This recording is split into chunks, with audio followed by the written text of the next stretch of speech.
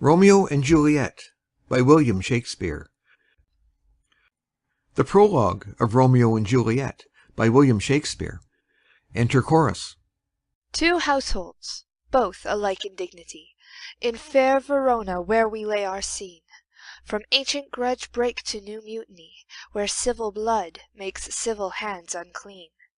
From forth the fatal loins of these two foes, a pair of star-crossed lovers take their life, whose misadventured piteous overthrows doth with their death bury their parents' strife. The fearful passage of their death-marked love, and continuance of their parents' rage, which but their children's end not could remove, is now the 2 hours' traffic of our stage. The which, if you with patient ears attend, what here shall miss, our toil shall strive to mend. Exit. End of Prologue. Act 1 of Romeo and Juliet by William Shakespeare. Act 1. Scene 1. A public place. Enter Samson and Gregory, armed with swords and bucklers. Gregory, on my word, will not carry coals. No, for then we should be chollers. I mean, an we be in collar, we'll draw. Aye, while ye live, draw your neck out of the collar. I strike quickly, being moved. But thou art not quickly moved to strike. A dog of the house of Montague moves me. To move is to stir, and to be valiant is to stand. Therefore, if thou art moved, thou runn'st away. A dog of that house shall move me to stand. I will take the wall of any man or maid of Montague's. That shows thee a weak slave, for the weakest goes to the wall. True, and therefore women, being the weaker vessels, are ever thrust to the wall. Therefore I will push Montague's men from the wall, and thrust his maids to the wall. The quarrel is between our masters, and us their men. 'Tis all one. I will show myself a tyrant. When I have fought with the men, I will be cruel with the maids. I will cut off their heads. The heads of the maids? Aye, the heads of the maids, or their maiden heads. Take it in what sense thou wilt. They must take it in sense that feel it. Me they shall feel while I am able to stand. And 'tis known I am a pretty piece of flesh. 'Tis well thou art not fish. If thou hadst, thou hadst been poor John. Draw thy tool. Here comes two of the house of Montagues. My naked weapon is out. Quarrel, I will back thee. How? Turn thy back and run? Fear me not. No, marry, I fear thee. Let us take the law of our sides. Let them begin. I will frown as I pass by, and let them take it as they list. Nay, as they dare. I will bite my thumb at them, which is disgrace to them if they bear it. Enter Abraham and Balthazar. Do you bite your thumb at us, sir? I do bite my thumb, sir. Do you bite your thumb at us, sir?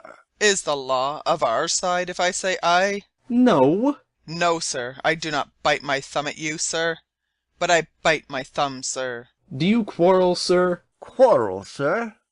No, sir. But if you do, sir, am for you. I serve as good a man as you. No better. Well, sir. Say better. Here comes one of my master's kinsmen. Yes, better, sir. You lie. Draw, if you be men. Gregory, remember thy swashing blow. They fight. Enter Benvolio. Part, fools! Put up your swords! You know not what you do! Beats down their swords. Enter Tybalt. What? Art thou drawn among these heartless hinds? Turn thee, Benvolio. Look upon thy death. I do but keep the peace. Put up thy sword, or manage it to part these men with me. What? Drawn and talk of peace? I hate the word, as I hate hell, all Montagues, and thee. Have at thee, coward. They fight. Enter several of both houses, who join the fray. Then enter citizens with clubs. Clubs, bills, and partisans, strike, beat them down. Down with the Capulets, down with the Montagues. Enter Capulet in his gown, and Lady Capulet. What noise is this? Give me my long sword, ho! A crutch, a crutch. Why call you for a sword? My sword, I say. Old Montague is come, and flourishes his blade in spite of me. Enter Montague and his Lady Montague. Thou villain, Capulet, hold me not, let me go. Thou shalt not stir 1 foot to seek a foe. Enter Prince with attendants. Rebellious subjects, enemies to peace, profaners of this neighbour-stained steel. Will they not hear? What, ho, you men, you beasts, that quench the fire of your pernicious rage, with purple fountains issuing from your veins, on pain of torture from those bloody hands. Throw your mistempered weapons to the ground, and hear the sentence of your moved prince. 3 civil brawls, bred of an airy word, by thee, old Capulet and Montague, have thrice disturbed the quiet of our streets, and made Verona's ancient citizens cast by their grave beseeming ornaments, to wield old partisans in hands as old, cankered with peace, to part your cankered hate. If you ever disturb our streets again, your lives shall pay the forfeit of the peace. For this time all the rest depart away. You, Capulet, shall go along with me, and Montague, come you this afternoon, to know our farther pleasure in this case. To old Freetown, our common judgment place. Once more, on pain of death, all men depart. Exeunt Prince and attendants, Capulet, Lady Capulet, Tybalt, citizens, and servants. Who set this ancient quarrel new abroach? Speak, nephew, were you by when it began? Here were the servants of your adversary and yours, close fighting ere I did approach. I drew to part them. In the instant came the fiery Tybalt, with his sword prepared, which, as he breathed defiance to my ears, he swung about his head and cut the winds, who, nothing hurt withal, hissed him in scorn. While we were interchanging thrusts and blows, came more, and fought on part and part, till the prince came, who parted either part. Oh, where is Romeo? Saw you him to-day? Right glad I am he was not at this fray. Madam, an hour before the worshipped sun peered forth the golden window of the east, a troubled mind drave me to walk abroad, where, underneath the grove of sycamore that westward rooteth from the city's side, so early walking did I see your son. Towards him I made, but he was ware of me, and stole into the covert of the wood. I, measuring his affections by my own, that are most busied when they're most alone, pursued my humour, not pursuing his, and gladly shunned who gladly fled from me. Many a morning hath he there been seen, with tears augmenting the fresh morning's dew, adding to clouds more clouds with his deep sighs. But all so soon as the all-cheering sun should in the farthest east begin to draw the shady curtains from Aurora's bed, away from light steals home my heavy son, and private in his chamber pens himself, shuts up his windows, locks fair daylight out, and makes himself an artificial night. Black and portentous must this humour prove, unless good counsel may the cause remove. My noble uncle, do you know the cause? I neither know it, nor can learn of him. Have you importuned him by any means? Both by myself and many other friends. But he, his own affection's counsellor, is to himself, I will not say how true, but to himself so secret and so close, so far from sounding and discovery, as is the bud bit with an envious worm, ere he can spread his sweet leaves to the air, or dedicate his beauty to the sun. Could we but learn from whence his sorrows grow, we would as willingly give cure as no. See where he comes! So please you, step aside. I'll know his grievance, or be much denied. I would thou wert so happy by thy stay to hear true shrift. Come, madam, let's away. Exeunt Montague and Lady. Enter Romeo. Good morrow, cousin. Is the day so young? But news struck 9. Ay me, sad hours seem long. Was that my father that went hence so fast? It was. What sadness lengthens Romeo's hours? Not having that which, having, makes them short. In love? Out. Of love? out of her favour where I am in love. Alas, that love so gentle in his view should be so tyrannous and rough in proof. Alas, that love, whose view is muffled still, should without eyes see pathways to his will. Where shall we dine? Oh me, what fray was here? Yet tell me not, for I have heard it all. Here's much to do with hate, but more with love. Why then, O brawling love, O loving hate? O anything of nothing first create? O heavy lightness, serious vanity, misshapen chaos of well-seeming forms, feather of lead, bright smoke, cold fire, sick health, still waking sleep. That is not what it is. This love feel I, that feel no love in this. Dost thou not laugh? No, coz, I rather weep. Good heart, at what? At thy good heart's oppression. Why, such is love's transgression. Griefs of mine own lie heavy in my breast, which thou wilt propagate to have it pressed with more of thine. This love that thou hast shown doth add more grief to too much of mine own. Love is a smoke raised with the fume of sighs, being purged, a fire sparkling in lovers' eyes, being vexed, a sea nourished with lovers' tears. What is it else? A madness most discreet, a choking gall under preserving sweet. Farewell, my coz. Going. Soft, I will go along, and if you leave me so, you do me wrong. Tut, I have lost myself, I am not here, this is not Romeo, he's some other where.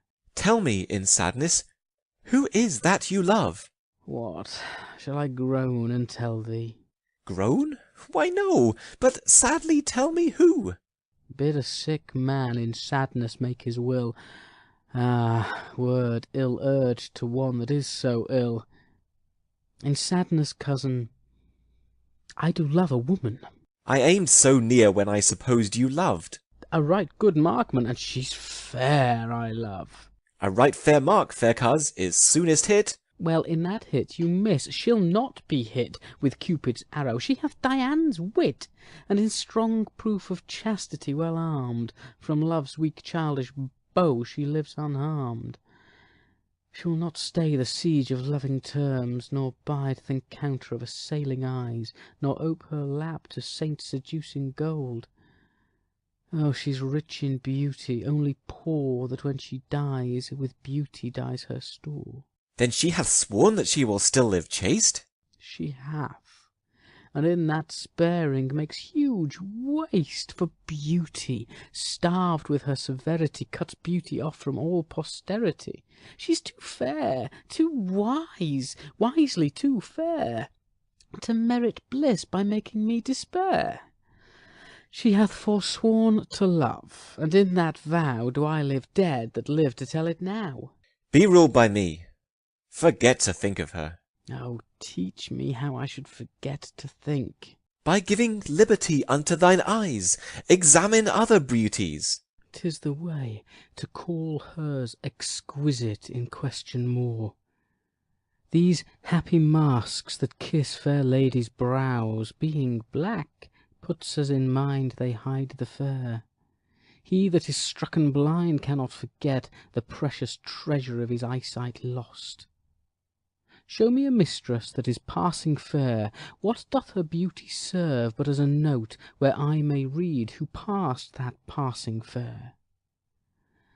Farewell. Thou canst not teach me to forget. I'll pay that doctrine, or else die in debt. Exit. Scene 2. A street. Enter Capulet, Paris, and servant. But Montague is bound as well as I, in penalty alike. 'Tis not hard, I think, for men so old as we to keep the peace. Of honourable reckoning are you both, and pity 'tis you lived at odds so long. But now, my lord, what say you to my suit? But saying all what I have said before. My child is yet a stranger in the world. She hath not seen the change of 14 years. Let 2 more summers wither in their pride, ere we may think her right to be a bride. Younger than she our happy mother's maid. and too soon marred are those so early made. The earth hath swallowed all my hopes but she. She is the hopeful lady of my earth. But woo her, gentle Paris, get her heart. My will to her consent is but a part, and she agree, within her scope of choice lies my consent, and fair according voice. This night I hold an old accustomed feast, whereto I have invited many a guest, such as I love. And you among the store, one more, most welcome makes my number more. At my poor house look to behold this night earth-treading stars that make dark heaven light. Such comfort as do lusty young men feel when well-apparelled April on the heel of limping winter treads. Even such delight among fresh female buds shall you this night inherit at my house. Hear all see, and like her most whose merit most shall be. Which among view of many, mine, being one, may stand in number, though in reckoning none. Come, go with me. Go, Sirrah, trudge about through fair Verona. Find those persons out whose names are written there. Gives a paper. And to them say, my house and welcome on their pleasure stay. Exeunt Capulet and Paris. Find them out whose names are written here.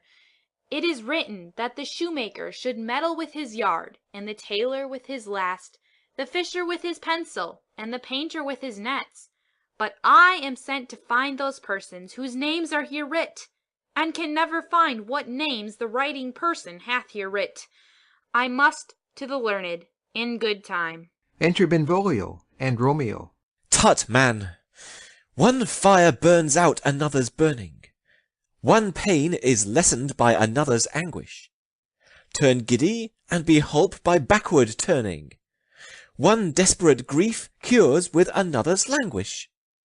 Take thou some new infection to thy eye, and the rank poison of the old will die. Your plantain leaf is excellent for that. For what, I pray thee? For your broken shin. Why, Romeo, art thou mad? Not mad, but bound more than a madman is, shut up in prison, kept without my food, whipped and tormented, and— God den, good fellow. God give good den. I pray, sir, can you read? Ay, mine own fortune in my misery. Perhaps you have learned it without book. But I pray, can you read anything you see? Ay, if I know the letters and the language. Ye say honestly, rest ye merry. Stay, fellow. I can read. Reads. Signor Martino and his wife and daughters. County Anselmo and his beauteous sisters. The lady widow of Vitruvio. Signor Placencio and his lovely nieces. Mercutio and his brother Valentine. Mine uncle Capulet, his wife and daughters, my fair niece Rosaline, Livia, Signor Valencio and his cousin Tybalt, Lucio and the lively Helena. A fair assembly. Gives back the paper. Whither should they come? Up. Whither? To supper. To our house. Whose house? My master's. Indeed, I should have asked you that before. Now I'll tell you without asking. My master is the great rich Capulet, and if you be not of the house of Montagues, I pray, come and crush a cup of wine. Rest ye merry. Exit. At this same ancient feast of Capulets sups the fair Rosaline, whom thou so lovest, with all the admired beauties of Verona. Go thither, and with unattainted eye compare her face with some that I shall show, and I will make thee think thy swan a crow. When the devout religion of mine eye maintains such falsehood, then turn tears to fires. And these, who often drowned, could never die, transparent heretics, be burnt for liars. One fairer than my love? The all-seeing sun ne'er saw her match since first the world begun. Tut, you saw her fair, none else being by, herself poised with herself in either eye. But in that crystal scales let there be weighed your lady's love against some other maid, that I will show you shining at this feast, and she shall scant show well that now shows best. I'll go along, no such sight to be shown, but to rejoice in splendour of my own. Exeunt. Scene 3. Room in Capulet's house. Enter Lady Capulet and nurse. Nurse, where's my daughter? Call her forth to me. Now by my maidenhead, at 12-year-old, I bade her come. What lamb? What ladybird? God forbid, where's this girl? What, Juliet? Enter Juliet. How now? Who calls? Your mother. Madam, I am here. What is your will? This is the matter. Nurse, give leave a while, we must talk in secret. Nurse, come back again. I have remembered me. Thou's hear our counsel. Thou knowest my daughter's of a pretty age. Faith, I can tell her age unto an hour. She's not 14. I'll lay 14 of my teeth. And yet, to my teen it be spoken, I have but 4. She is not 14. How long is it now to Lammastide? A fortnight, and odd days. Even or odd of all days in the year, come Lammas Eve at night, she shall be 14. Susan and she, God rest all Christian souls, were of an age. Well, Susan is with God. She was too good for me. But as I said, on Lammas Eve at night shall she be 14. That she may, Mary, I remember it well. 'Tis since the earthquake now 11 years, and she was weaned. I never shall forget it, of all the days of the year, upon that day, for I had then laid wormwood to my dug, sitting in the sun under the dove-house wall. My lord and you were then at Mantua. Nay, I do bear a brain, but as I said, when it did taste the wormwood on the nipple of my dug, and felt it bitter, pretty fool, to see it tetchy, and fall out with the dug. Shake, quoth the dove-house, 'twas no need, I trow, to bid me trudge. And since that time it is 11 years, for then she could stand alone. Nay, by the rood, she could have run and waddled all about. For even the day before she broke her brow, and then my husband, God be with his soul, was a merry man, took up the child. Yea, quoth he, dost thou fall upon thy face? Thou wilt fall backward when thou hast more wit, wilt thou not, Jule? And by my holy dame, the pretty wretch left crying, and said, I. To see now how a jest shall come about. I warrant, and I should live 1,000 years, I never should forget it. Wilt thou not, Jule, quoth he, and pretty fool it stinted, and said, I. Enough of this. I pray thee, hold thy peace. Yes, madam, yet I cannot choose but laugh, to think it should leave crying and say I. And yet I warrant it had upon its brow a bump as big as a young cockerel stone, a perilous knock, and it cried bitterly. Yea, quoth my husband, fall'st upon thy face? Thou wilt fall backward when thou comest to age. Wilt thou not, Jule? It stinted and said I. And stint thou too, I pray thee, nurse, say I. Peace, I have done. Thou wast the prettiest babe that e'er I nursed, and I might live to see thee married once I have my wish.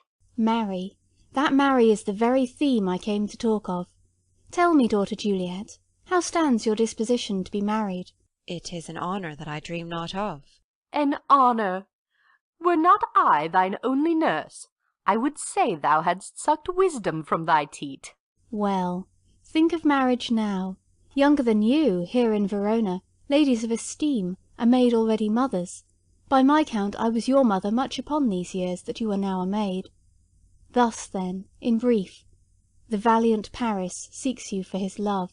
A man, young lady, such a man as all the world. Why, he's a man of wax. Verona's summer hath not such a flower. Nay, he's a flower, in faith, a very flower. What say you? Can you love the gentleman? This night you shall behold him at our feast. Read o'er the volume of young Paris's face, and find delight writ there with beauty's pen.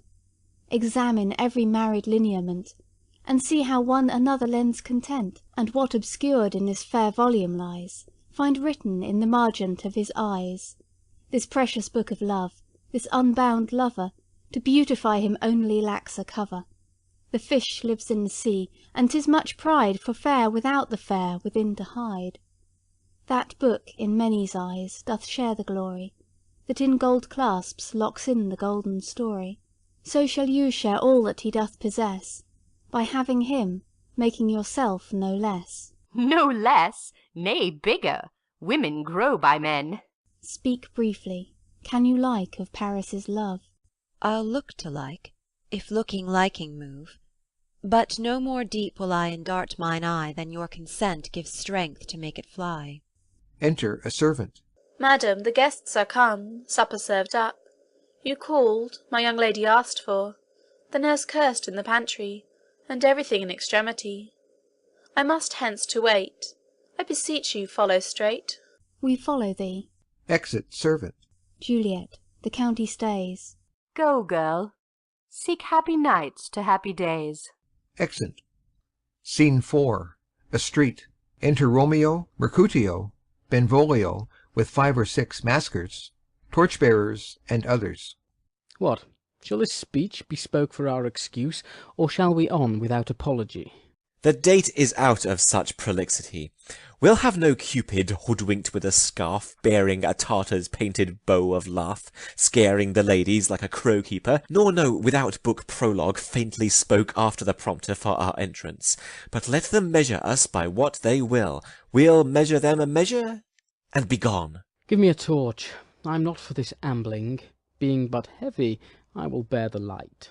Nay, gentle Romeo, we must have you dance. Not I, believe me. You have dancing shoes with nimble soles. I have a soul of lead, so stakes me to the ground I cannot move. You are a lover. Borrow Cupid's wings, and soar with them above a common bound.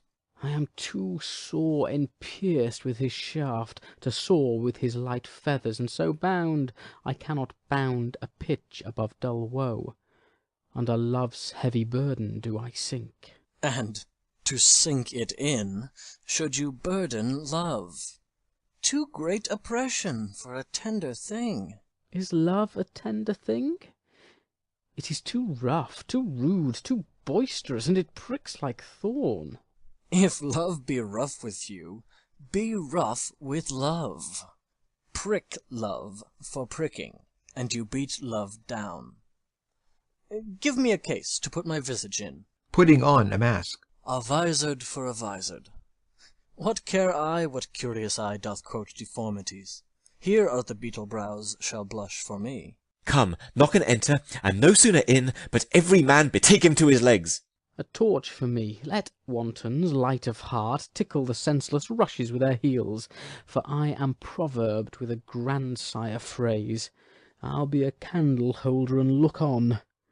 The game was ne'er so fair, and I am done. Tut, done's the mouse, the constable's own word. If thou art done, we'll draw thee from the mire of this, Sir Reverence, love, wherein thou stick'st up to the ears. Come, we burn daylight. Ho! Nay, that's not so. I mean, sir, in delay we waste our lights in vain, like lamps by day. Take our good meaning, for our judgment sits 5 times in that, ere once in our 5 wits. And we mean well in going to this mask, but 'tis no wit to go. Why, may one ask? I dreamt a dream tonight. And so did I. Well, what was yours? That dreamers often lie. In bed asleep, while they do dream things true. Oh, then I see Queen Mab hath been with you. She is the fairy's midwife, and she comes in shape no bigger than an agate stone on the forefinger of an alderman, drawn with a team of little atomies athwart men's noses as they lie asleep. Her waggon spokes made of long spinner's legs, the cover of the wings of grasshoppers, the traces of the smallest spider's web, the collars of the moonshine's watery beams, her whip of cricket's bone, the lash of film, her waggoner a small grey-coated gnat, not half so big as a round little worm pricked from the lazy finger of a maid. Her chariot is an empty hazelnut, made by the joiner squirrel or old grub, time out of mind the fairies' coachmakers. And in this state she gallops, night by night, through lovers' brains, and then they dream of love, or courtiers' knees that dream on curtsies straight, or lawyers' fingers who straight dream on fees, or ladies' lips who straight on kisses dream, which oft the angry Mab with blisters plagues, because their breaths with sweetmeats tainted are. Sometime she gallops o'er a courtier's nose, and then dreams he of smelling out a suit. And sometimes comes she with a tithe pig's tail, tickling a parson's nose as he lies asleep. Then dreams he of another benefice. Sometime he driveth o'er a soldier's neck, and then dreams he of cutting foreign throats, of breaches, ambuscados, Spanish blades, of healths 5 fathom deep. And then, anon, drums in his ear, at which he starts and wakes, and, being thus frightened, swears a prayer or two, and sleeps again. This is that very Mab that plats the manes of horses in the night, and bakes the elf-locks in foul sluttish hairs, which, once untangled, much misfortune bodes.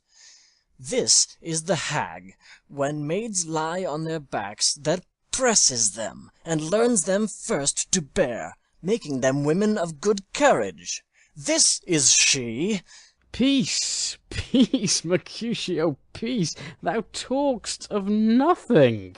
True, I talk of dreams, which are the children of an idle brain, begot of nothing but vain fantasy, which is as thin of substance as the air, and more inconstant than the wind, who woos even now the frozen bosom of the north, and, being angered, puffs away from thence, turning his face to the dew-dropping south. This wind you talk of blows us from ourselves. Supper is done, and we shall come too late. I fear too early, for my mind misgives some consequence, yet hanging in the stars shall bitterly begin his fearful date with this night's revels, and expire the term of a despised life closed in my breast by some vile forfeit of untimely death.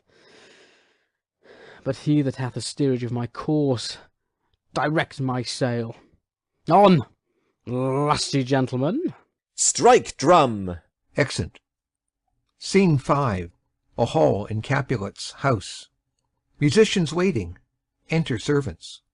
Where's Potpan, that he helps not to take away? He shift a trencher, he scrape a trencher. When good manners shall lie all in 1 or 2 men's hands, and they unwashed too, 'tis a foul thing.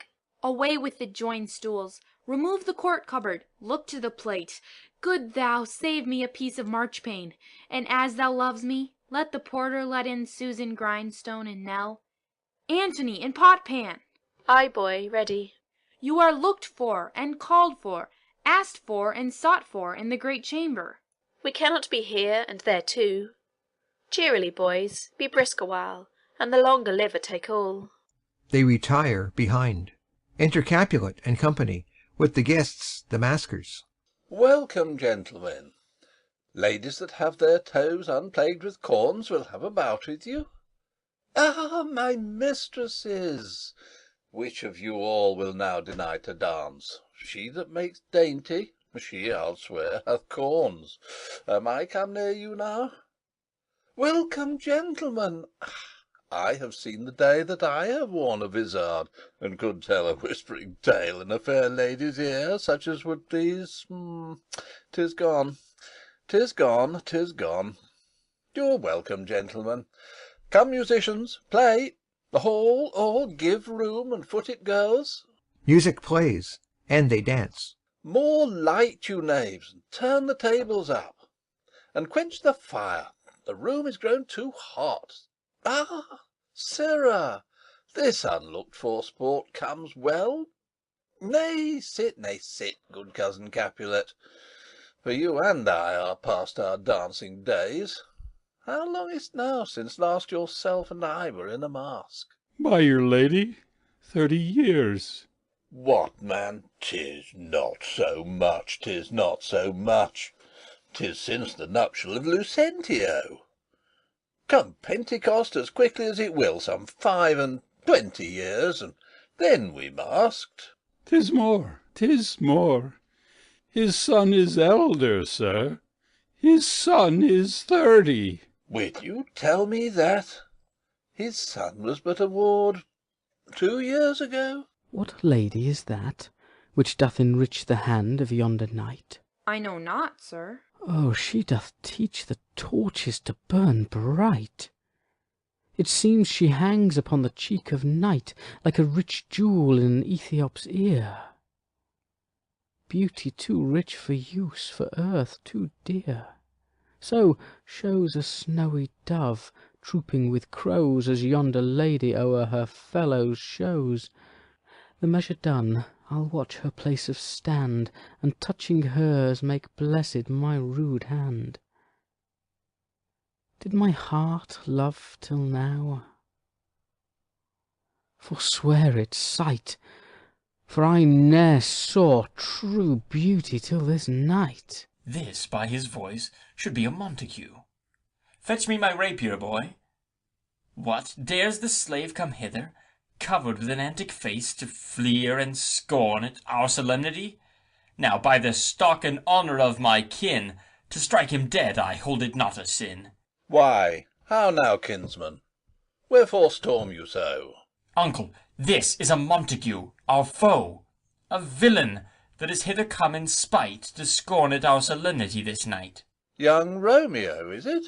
'Tis he, that villain, Romeo. Content thee, gentle cars, let him alone.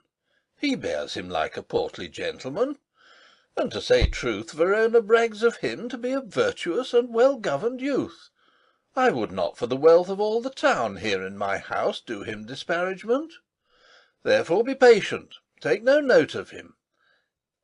It is my will, the which if thou respect, show a fair presence, and put off these frowns, an ill-beseeming semblance for a feast. It fits, when such a villain is a guest. I'll not endure him. He shall be endured. What, goodman boy? I say he shall. Go to. Am I the master here, or you? Go to. You'll not endure him? God shall mend my soul, you'll make a mutiny among my guests. You will set cock-a-hoop, you'll be the man. Why, uncle, 'tis a shame. Go to, go to. You are a saucy boy. Is't so, indeed? This trick may chance to scathe you. I know what, you must contrary me. Marry, 'tis time. Well said, my hearts. You are a princox. Go, be quiet, or... More light, more light. For shame, I'll make you quiet. What? Charily, my hearts. Patience, perforce with wilful choler meeting, makes my flesh tremble in their different greeting. I will withdraw, but this intrusion shall, now seeming sweet, convert to bitter gall. Exit. To Juliet. If I profane with my unworthiest hand this holy shrine, the gentle fine is this: my lips, two blushing pilgrims, ready stand to smooth that rough touch with a tender kiss. Good pilgrim, you do wrong your hand too much, which mannerly devotion shows in this. For saints have hands that pilgrims' hands do touch, and palm to palm is holy palmer's kiss. Have not saints lips, and holy palmers too? Ay, pilgrim, lips that they must use in prayer. Oh, then, dear saint, let lips do what hands do. They pray, grant thou, lest faith turn to despair. Saints do not move, though grant for prayer's sake. Then move not, while my prayer's effect I take. Thus from my lips by thine my sin is purged. Kissing her. Then have my lips the sin that they have took. Sin from my lips? O trespass, sweetly urged, give me my sin again. You kiss by the book. Madam, your mother craves a word with you. What is her mother? Mary, bachelor, her mother is the lady of the house, and a good lady, and a wise and virtuous. I nursed her daughter that you talked withal. I tell you, he that can lay hold of her shall have the chinks. Is she a Capulet? Oh, dear account! My life is my foe's debt. Away, begone! The sport is at the best. Ay, so I fear. The more is my unrest. Nay, gentlemen, prepare not to be gone. We have a trifling foolish banquet towards. Is deemed so? Why, then I thank you all. I thank you, honest gentlemen. Good night. More torches here. Come on, then. Let's to bed. Ah, sirrah. To second Capulet. By my fay, it waxes late. I'll to my rest. Exeunt all but Juliet and Nurse. Come hither, nurse. What is yond gentleman? The son and heir of old Tiberio. What's he that now is going out of door? Marry, that I think be young Petruchio. What's he that follows there, that would not dance? I know not. Go ask his name. If he be married, my grave is like to be my wedding bed. His name is Romeo, and a Montague, the only son of your great enemy. My only love sprung from my only hate, too early seen unknown, and known too late. Prodigious birth of love it is to me, that I must love a loathed enemy. What's this? What's this? A rhyme I learned even now, of one I danced withal. One calls within. Juliet. Anon, anon. Come, let's away. The strangers are all gone. Exeunt. Enter Chorus. Now old Desire doth in his deathbed lie, and young Affection gapes to be his heir. That fair for which Love groaned for and would die, with tender Juliet matched is now not fair. Now Romeo is beloved and loves again, alike bewitched by the charm of looks, but to his foe supposed he must complain, and she steal Love's sweet bait from fearful hooks. Being held a foe he may not have access to breathe such vows as lovers used to swear, and she as much in love, her means much less, to meet her new beloved anywhere. But passion lends them power time means to meet, tempering extremities with extreme sweet. Exit. End of Act 1. Act 2 of Romeo and Juliet by William Shakespeare.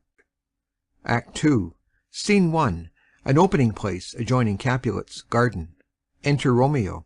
Can I go forward when my heart is here?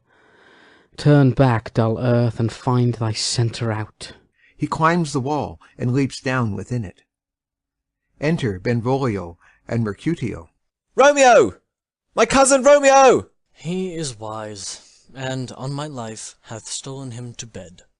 He ran this way and leapt this orchard wall. Call, good Mercutio.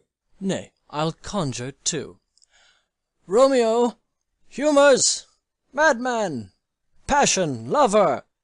Appear thou in the likeness of a sigh. Speak but one rhyme, and I am satisfied. Cry but ah me! Pronounce but love and dove. Speak to my gossip Venus one fair word, one nickname for her purblind son and heir, young auburn Cupid, that shot so trim when King Cophetua loved the bigger maid. He heareth not, he stirreth not, he moveth not. The ape is dead, and I must conjure him. I conjure thee, by Rosalie's bright eyes, by her high forehead and her scarlet lip, by her fine foot, straight leg, and quivering thigh, and the demesnes that there adjacent lie, that in thy likeness thou appear to us. And if he hear thee, thou wilt anger him. This cannot anger him. 'Twould anger him to raise a spirit in his mistress's circle of some strange nature, letting it there stand till she had laid it and conjured it down. That were some spite. My invocation is fair and honest, and in his mistress's name I conjure only but to raise up him. Come, he hath hid himself amongst these trees, to be consorted with the humorous night. Blind is his love, and best befits the dark. If love be blind, love cannot hit the mark. Now will he sit under a medlar tree, and wish his mistress were that kind of fruit as maids call medlars when they laugh alone. Romeo, good night. I'll to my truckle bed. This field bed is too cold for me to sleep. Come, shall we go? Go then, for 'tis in vain to seek him here that means not to be found. Exit. Scene 2. Capulet's garden. Enter Romeo. He jests at scars that never felt a wound. Juliet appears above at a window. But soft! What light through yonder window breaks? It is the east, and Juliet is the sun. Arise, fair sun, and kill the envious moon, who is already sick and pale with grief that thou, her maid, art far more fair than she. Be not her maid, since she is envious. Her vestal livery is but sick and green, and none but fools do wear it. Cast it off. It is my lady. Oh, it is my love. Oh, that she knew she were. She speaks, yet she says nothing. What of that? Her eye discourses. I will answer it. I am too bold. 'Tis not to me she speaks.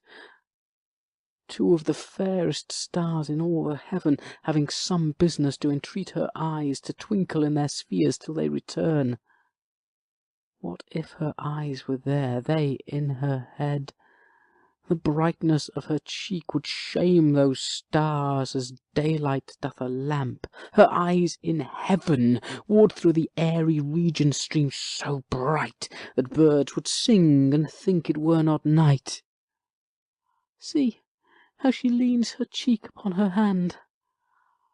Oh, that I were a glove upon that hand, that I might touch that cheek. Ah me! She speaks. Oh, speak again, bright angel, for thou art as glorious to this night being o'er my head, as is a winged messenger of heaven unto the white upturned wondering eyes of mortals that fall back to gaze on him when he bestrides the lazy pacing clouds and sails upon the bosom of the air. O Romeo, Romeo, wherefore art thou Romeo? Deny thy father, and refuse thy name, or if thou wilt not, be but sworn my love, and I'll no longer be a Capulet. Aside. Shall I hear more, or shall I speak at this? 'Tis but thy name that is my enemy. Thou art thyself, though not a Montague. What's Montague? It is nor hand, nor foot, nor arm, nor face, nor any other part belonging to a man. Oh, be some other name. What's in a name? That which we call a rose by any other name would smell as sweet. So Romeo would, were he not Romeo called, retain that dear perfection which he owes without that title. Romeo, doff thy name, and for that name which is no part of thee, take all myself. I take thee at thy word. Call me but Love, and I'll be new baptized. Henceforth I never will be Romeo. What man art thou, that thus bescreened in night so stumblest on my counsel? By a name I know not how to tell thee who I am. My name, dear saint, is hateful to myself, because it is an enemy to thee. Had I it written, I would tear the word. My ears have not yet drunk 100 words of that tongue's utterance, yet I know the sound. Art thou not Romeo and a Montague? Neither, fair saint, if either thee dislike. How camest thou hither? Tell me, and wherefore?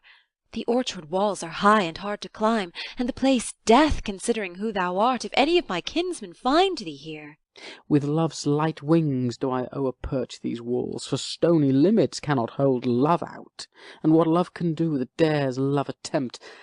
Therefore thy kinsmen are no let to me. If they do see thee, they will murder thee. Alack, there lies more peril in thine eye than 20 of their swords. Look thou but sweet, and I am proof against their enmity. I would not for the world they saw thee here. I have night's cloak to hide me from their sight. And but thou love me, let them find me here.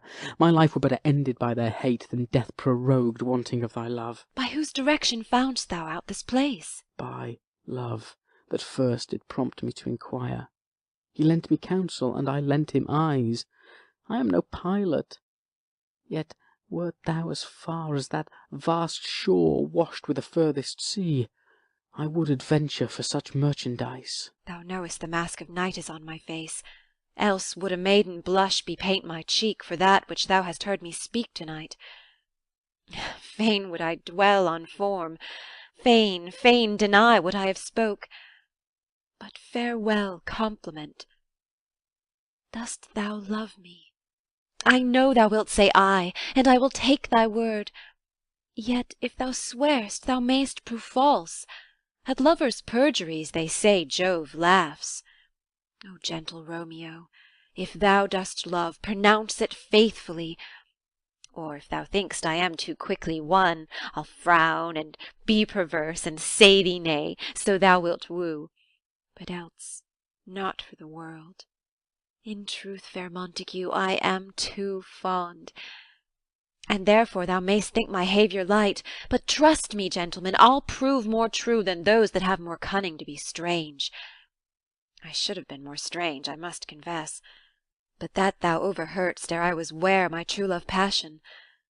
Therefore pardon me, and not impute this yielding too light to love which the dark night hath so discovered. Lady, by yonder blessed moon I swear, that tips with silver all these fruit-tree tops. Oh, swear not by the moon, the inconstant moon that monthly changes in her circled orb, lest that thy love prove likewise variable. What shall I swear by? Do not swear at all. Or if thou wilt, swear by thy gracious self, which is the god of my idolatry, and I'll believe thee. If my heart's dear love... Well, do not swear. Although I joy in thee, I have no joy of this contract to-night. It is too rash, too unadvised, too sudden, too like the lightning, which doth cease to be ere one can say it lightens.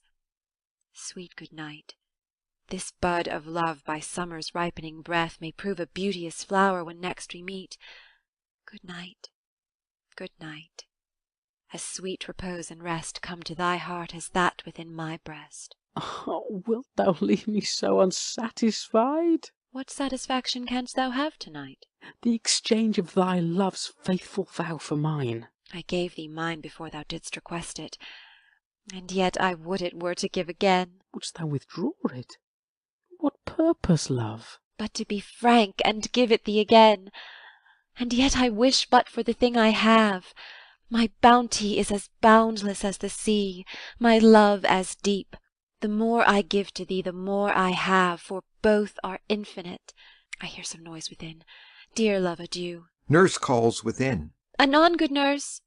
Sweet Montague, be true. Stay but a little, I will come again. Exit. Oh, blessed, blessed night, I am afeard, being in night. All this is but a dream, too flattering sweet to be substantial. Enter Juliet above. 3 words, dear Romeo, and good night indeed. If that thy bent of love be honourable, thy purpose marriage, send me word to-morrow by one that I'll procure to come to thee, where and what time thou wilt perform the rite, and all my fortunes at thy foot I'll lay, and follow thee, my lord, throughout the world. Within. Madam, I come anon. But if thou mean'st not well, I do beseech thee. Within. Madam, by and by I come. To cease thy suit and leave me to my grief, to-morrow will I send. So thrive my soul. 1,000 times good night. Exit. 1,000 times the worse to want thy light. Love goes toward love as schoolboys from their books, but love from love toward school with heavy looks. Retiring slowly. Re-enter Juliet above. Hist, Romeo, hist! Oh, for a falconer's voice to lure this tassel gentle back again! Bondage is hoarse and may not speak aloud, else would I tear the cave where Echo lies, and make her airy tongue more hoarse than mine, with repetition of my Romeo's name. It is my soul that calls upon my name. How silver sweet sound lovers' tongues by night, like softest music to attending ears. Romeo! My dear? At what o'clock to-morrow shall I send to thee? At the hour of 9. I will not fail. 'Tis 20 years till then. I have forgot why I did call thee back. Let me stand here till thou remember it. I shall forget to have thee still stand there, remembering how I love thy company. And I'll still stay, to have thee still forget, forgetting any other home but this. 'Tis almost morning. I would have thee gone, and yet no farther than a wanton's bird that lets it hop a little from her hand, like a poor prisoner in his twisted gyves, and with a silk thread plucks it back again, so loving jealous of his liberty. I would I were thy bird. Sweet, so would I, yet I should kill thee with much cherishing. Good night, good night. Parting is such sweet sorrow, that I shall say good night till it be morrow. Exit. Sleep. Dwell upon thine eyes, peace in thy breast. Would I were sleep and peace, so sweet to rest. Hence will I to my ghostly father's cell, his help to crave, and my dear hap to tell. Exit. Scene 3. Friar Lawrence's cell. Enter Friar Lawrence with a basket. The green-eyed morn smiles on the frowning night, checkering the eastern clouds with streaks of light, and flecked darkness like the drunkard reels from forth day's path and Titan's fiery wheels. None, ere the sun advance his burning eye, the day to cheer, and night's dank dew to dry. I must upfill this osier cage of ours with baleful weeds and precious juiced flowers. The earth, that's nature's mother, is her tomb. What is her burying grave? That is her womb. And from her womb children of divers kinds we sucking on her natural bosom find. Many for many, virtues excellent, none but for some, and yet all different. Oh, mickle is the powerful grace that lies in plants, herbs, stones, and their true qualities. For naught so vile that on the earth doth live, but to the earth some special good doth give, nor aught so good, but strained from that fair use, revolts from true birth, stumbling on abuse.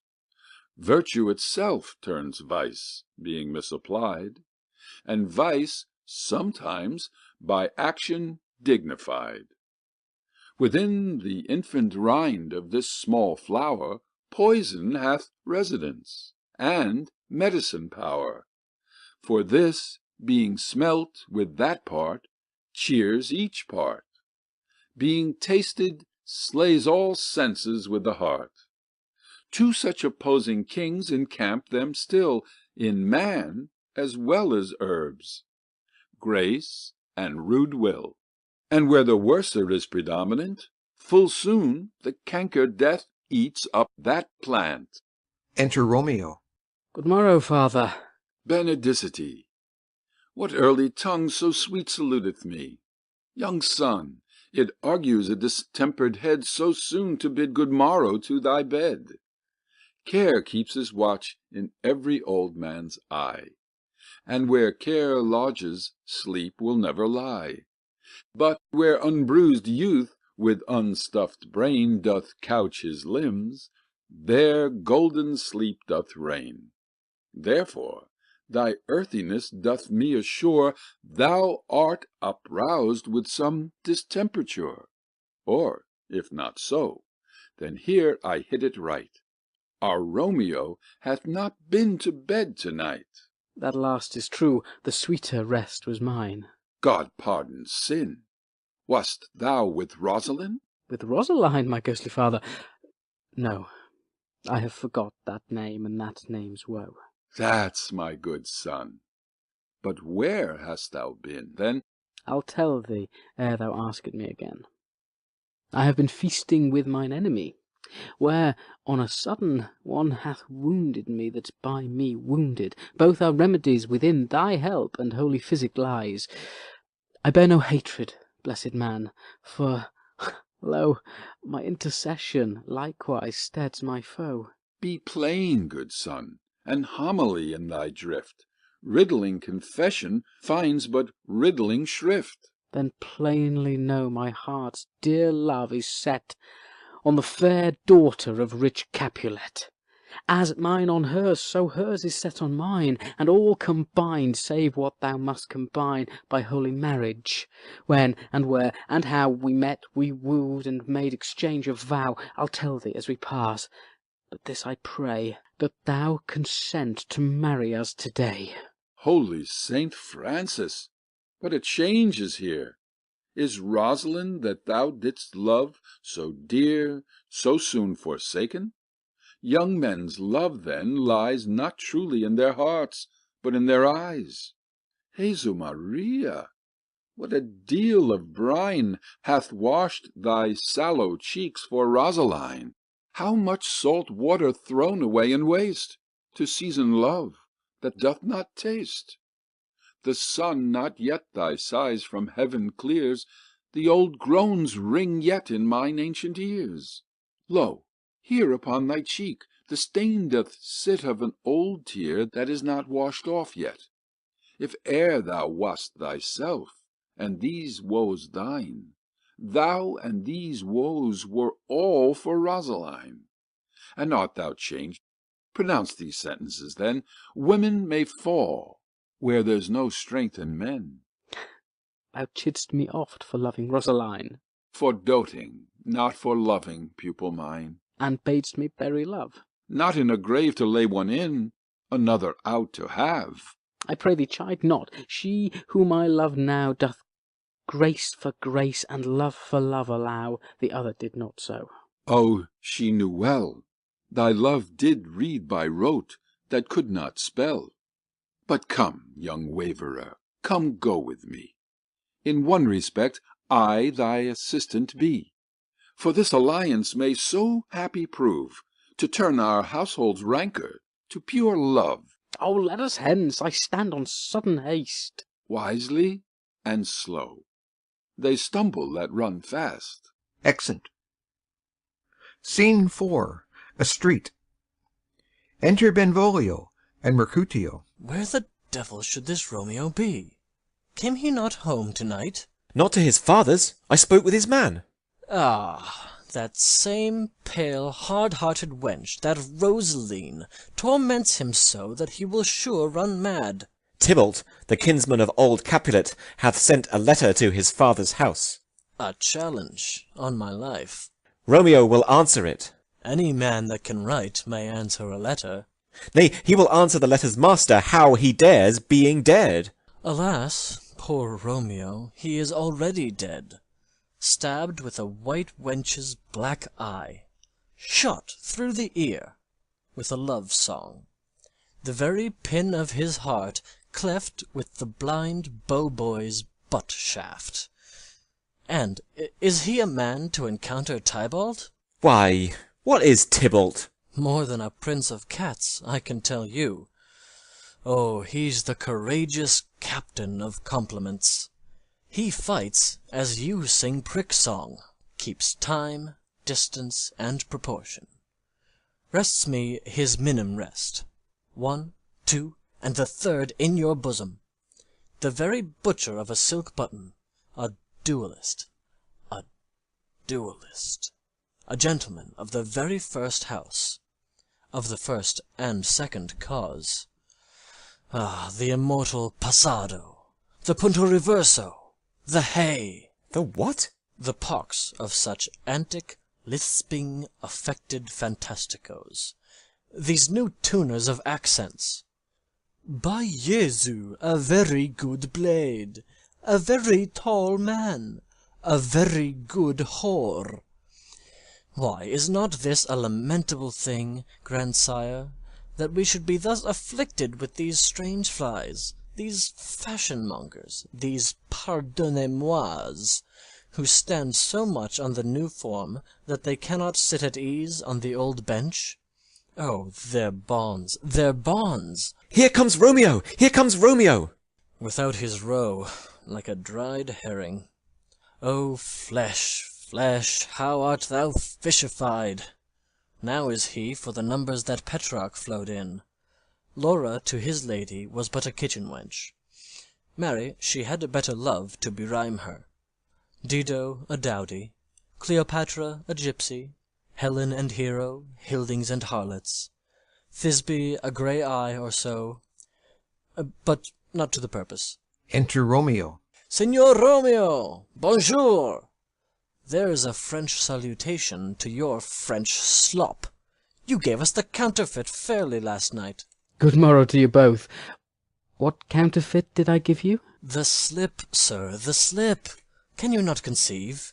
Pardon, good Mercutio, my business was great, and in such a case as mine a man may strain courtesy. That's as much to say, such a case as yours constrains a man to bow in the hams. Meaning to courtesy. Thou hast most kindly hit it. A most courteous exposition. Nay, I am the very pink of courtesy. Pink for flower. Right. Why then, is my pump well flowered? Well said. Follow me this jest now, till thou hast worn out thy pump, that when the single soul of it is worn, the jest may remain, after the wearing, soul singular.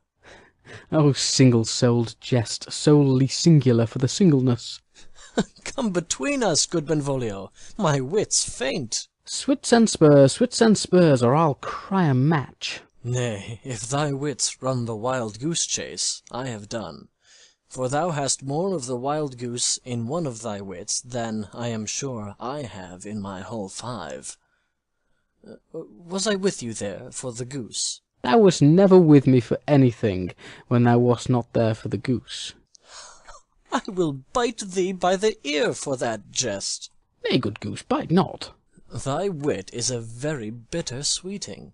It is a most sharp sauce. And is it not, then, well served into a sweet goose? Oh, here's a wit of Cheveril that stretches from an inch narrow to an ell broad. I will stretch it out for that word broad, which added to the goose proves thee far and wide a broad goose. Why, is this not better now than groaning for love? Now art thou sociable, now art thou Romeo, now art thou what thou art, by art as well as by nature. For this drivelling love is like a great natural that runs lolling up and down to hide his bauble in a hole. Stop there, stop there. Thou desirest me to stop in my tail against the hair. Thou wouldst else have made thy tail large. Oh, thou art deceived. I would have made it short, for I was come to the whole depth of my tail, and meant indeed to occupy the argument no longer. Here's goodly gear. Enter Nurse and Peter. A sail, a sail, a sail! Two, a shirt and a smock. Peter.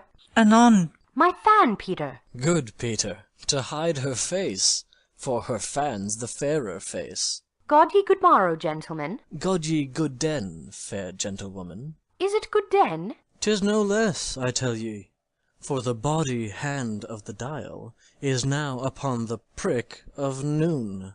Out upon you! What a man are you! One gentlewoman that God hath made for himself to mar. By my troth, it is well said. For himself to mar, quoth he. Gentlemen, can any of you tell me where I may find the young Romeo? I can tell you, but young Romeo will be older when you have found him than he was when you sought him. I am the youngest of that name, for fault of a worse. You say well. Yea, is the worst well? Very well took, i' faith. Wisely, wisely. If you be he, sir, I desire some confidence with you. She will indite him to some supper. What hast thou found? No hare, sir, unless a hare, sir, in a Lenten pie. That is something stale and hoar, ere it be spent. Sings. An old hare whore and an old hare whore is very good meat in Lent. But a hare that is whore is too much for a score when it whores ere it be spent. Romeo, will you come to your father's? We'll to dinner thither. I will follow you. Farewell, ancient lady, farewell. Singing. Lady, lady, lady. Exeunt Mercutio and Benvolio. Marry, farewell. I pray you, sir, what saucy merchant was this that was so full of his ropery? A gentleman, nurse, that loves to hear himself talk, and will speak more in a minute than he will stand to in a month. An a speak anything against me, I'll take him down. An a were lustier than he is, and 20 such jacks, and if I cannot, I'll find those that shall. Scurvy knave! I am none of his flirt-gills, I am none of his skeins-mates, and thou must stand by too, and suffer every knave to use me at his pleasure. I saw no man use you at his pleasure. If I had, my weapon should quickly have been out, I warrant you. I dare draw as soon as another man, if I see occasion in a good quarrel, and the law is on my side. Now, afore God, I am so vexed that every part about me quivers. Scurvy knave! Pray you, sir, a word, and as I told you, my young lady bid me inquire you out. What she bade me say I will keep to myself. But first let me tell ye, if ye should lead her into a fool's paradise, as they say, it were a very gross kind of behaviour, as they say, for the gentlewoman is young, and therefore, if you should deal double with her, truly it were an ill thing to be offered to any gentlewoman, and very weak dealing. Nurse, commend me to thy lady and mistress. I protest unto thee. Good heart, and in faith I will tell her as much. Lord, Lord, she will be a joyful woman. What wilt thou tell her, nurse? Thou dost not mark me. I will tell her, sir, that you do protest, which, as I take it, is a gentlemanlike offer. Bid her devise some means to come to Shrift this afternoon, and there she shall at Friar Lawrence's cell be shrived and married. Here is for thy pains. No, truly, sir, not a penny. Go to, I say you shall. This afternoon, sir.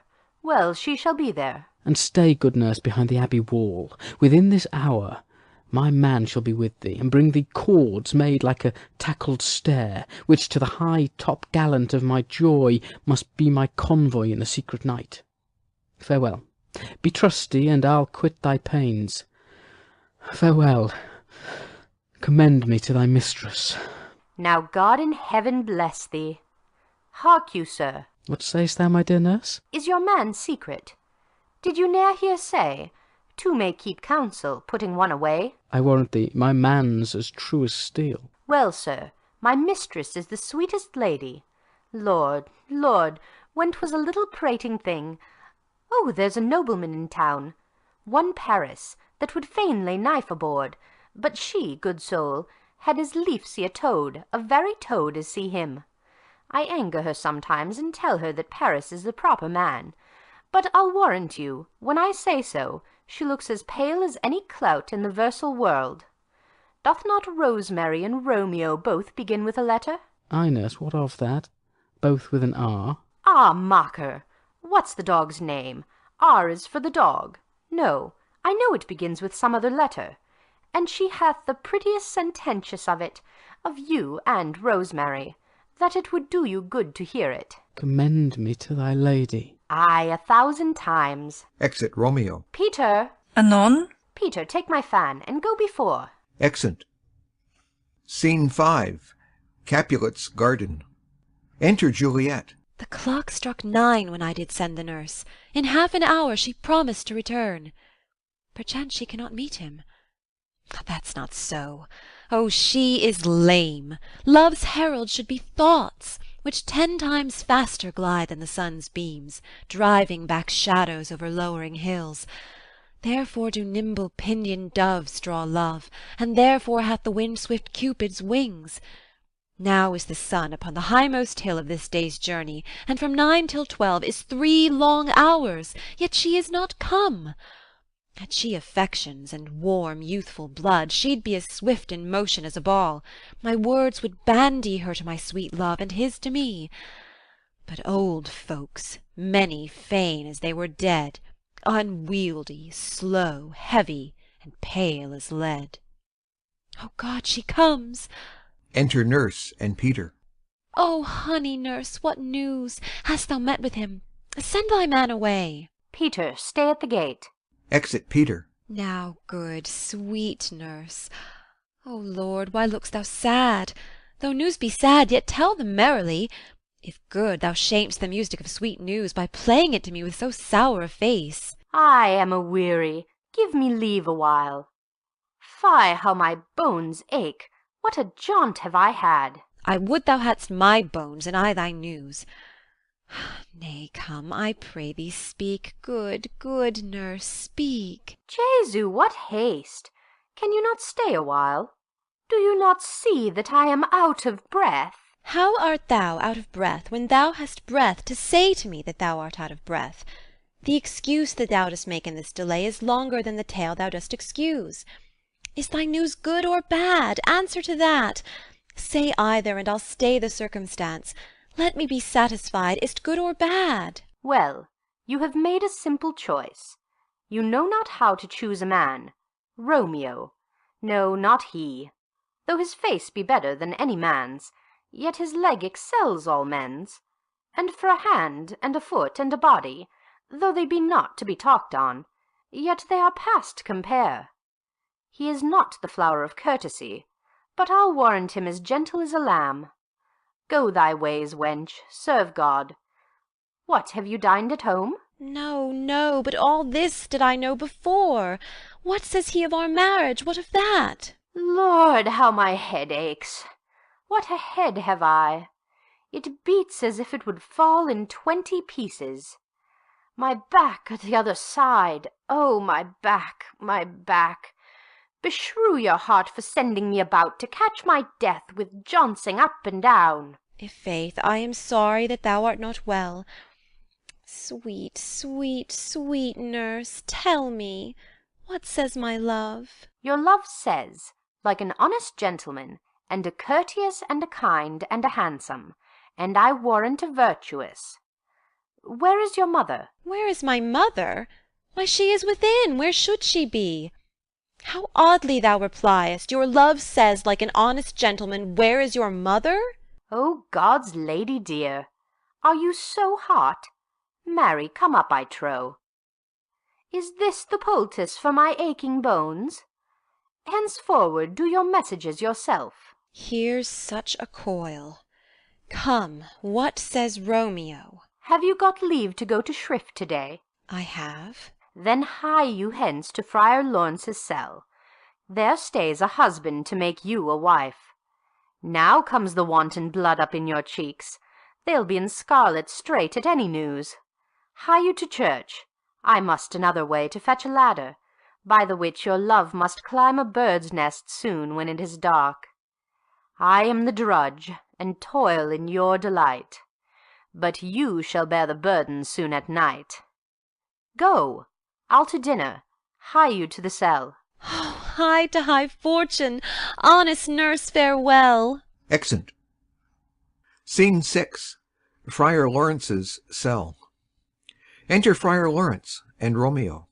So smile the heavens upon this holy act, that after hours with sorrow chide us not. Amen, amen. But come what sorrow can, it cannot countervail the exchange of joy that one short minute gives me in her sight. Do thou but close our hands with holy words, then love-devouring death do what he dare. It is enough I may but call her mine. These violent delights have violent ends, and in their triumph die, like fire and powder, which, as they kiss, consume. The sweetest honey is loathsome in his own deliciousness, and in the taste confounds the appetite. Therefore love moderately, long love doth so. Too swift arrives as tardy as too slow. Here comes the lady. Oh, so light of foot will ne'er wear out the everlasting flint. A lover may bestride the gossamer that idles in the wanton summer air, and yet not fall. So light is vanity. Enter Juliet. Good even to my ghostly confessor. Romeo shall thank thee, daughter, for us both. As much to him, else is his thanks too much. Ah, Juliet, if the measure of thy joy be heaped like mine, and that thy skill be more to blazon it, then sweeten with thy breath this neighbour air, and let rich music's tongue unfold the imagined happiness that both receive in either by this dear encounter. Conceit, more rich in matter than in words, brags of his substance, not of ornament. They are but beggars that can count their worth. But my true love is grown to such excess, I cannot sum up sum of half my wealth. Come, come with me, and we will make short work. For by your leaves you shall not stay alone, till Holy Church incorporate two in one. Exeunt. End of Act 2. Act 3 of Romeo and Juliet by William Shakespeare. Act 3, Scene 1, a public place. Enter Mercutio, Benvolio, page, and servants. I pray thee, good Mercutio, let's retire. The day is hot, the Capulets abroad, and if we meet, we shall not scape a brawl. For now, these hot days is the mad blood stirring. Thou art like one of these fellows that, when he enters the confines of a tavern, clasps me his sword upon the table, and says, God send me no need of thee, and, by the operation of the second cup, draws him on the drawer, when indeed there is no need. Am I like such a fellow? Come, come, thou art as hot a jack in thy mood as any in Italy, and as soon moved to be moody, and as soon moody to be moved. And what two? Nay, and there were two such, we should have none shortly, for one would kill the other. Thou! Why, thou wilt quarrel with a man that hath a hair more or a hair less in his beard than thou hast. Thou wilt quarrel with a man for cracking nuts, having no other reason but because thou hast hazel eyes. What eye but such an eye would spy out such a quarrel? Thy head is as full of quarrels as an egg is full of meat, and yet thy head hath been beaten as addle as an egg for quarrelling. Thou hast quarrelled with a man for coughing in the street, because he hath wakened thy dog that hath lain asleep in the sun. Didst thou not fall out with a tailor for wearing his new doublet before Easter? With another for tying his new shoes with an old riband? And yet thou wilt tutor me from quarrelling. An I were apt to quarrel as thou art, any man should buy the fee sample of my life for an hour and a quarter. The fee simple. Oh, simple. By my head, here come the Capulets! By my heel, I care not. Enter Tybalt and others. Follow me close, for I will speak to them. Gentlemen, good den, a word with one of you. And but one word with one of us? Couple it with something. Make it a word and a blow. You shall find me apt enough to do that, sir, and you will give me occasion. Could you not take some occasion without giving? Mercutio, thou consortest with Romeo. Consort? What, dost thou make us minstrels? And thou make minstrels of us look to hear nothing but discords. Here's my fiddlestick. Here's that shall make you dance. Zounds, consort! We talk here in the public haunt of men. Either withdraw unto some private place, and reason coldly of your grievances, or else depart. Here all eyes gaze on us. Men's eyes were made to look, and let them gaze. I will not budge for no man's pleasure, I. Well, peace be with you, sir. Here comes my man. Enter Romeo. But I'll be hanged, sir, if he wear your livery. Marry, go before to the field. He'll be your follower. Your worship, in that sense, may call him man. Romeo, the love I bear thee can afford no better term than this. Thou art a villain. Tybalt, the reason that I have to love thee doth much excuse the appertaining rage to such a greeting. Villain am I none. Therefore farewell. I see thou know'st me not. Boy, this shall not excuse the injuries that thou hast done me. Therefore turn and draw. I do protest I never injured thee, but love thee better than thou canst devise, till thou shalt know the reason of my love. And so, good Capulet, which name I tender as dearly as mine own, be satisfied. Oh, calm, dishonourable, vile submission. Alla stoccata carries it away.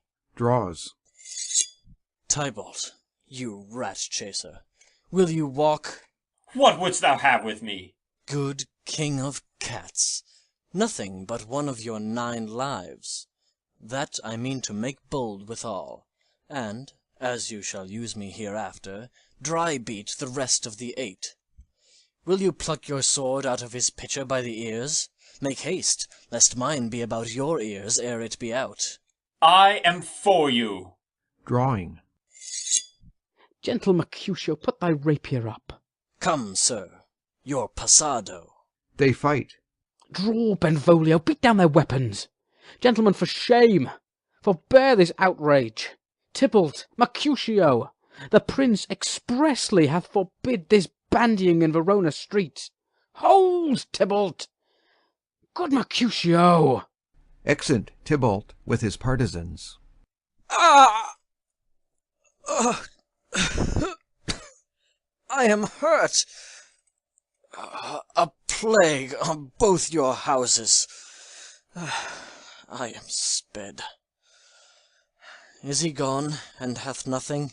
What, art thou hurt? Ay, ay, a scratch, a scratch. Marry, 'tis enough. Where is my page? Go, villain, fetch a surgeon. Exit page. Courage, man. The hurt cannot be much. No, 'tis not so deep as a well, nor so wide as a church door, but 'tis enough. 'Twill serve.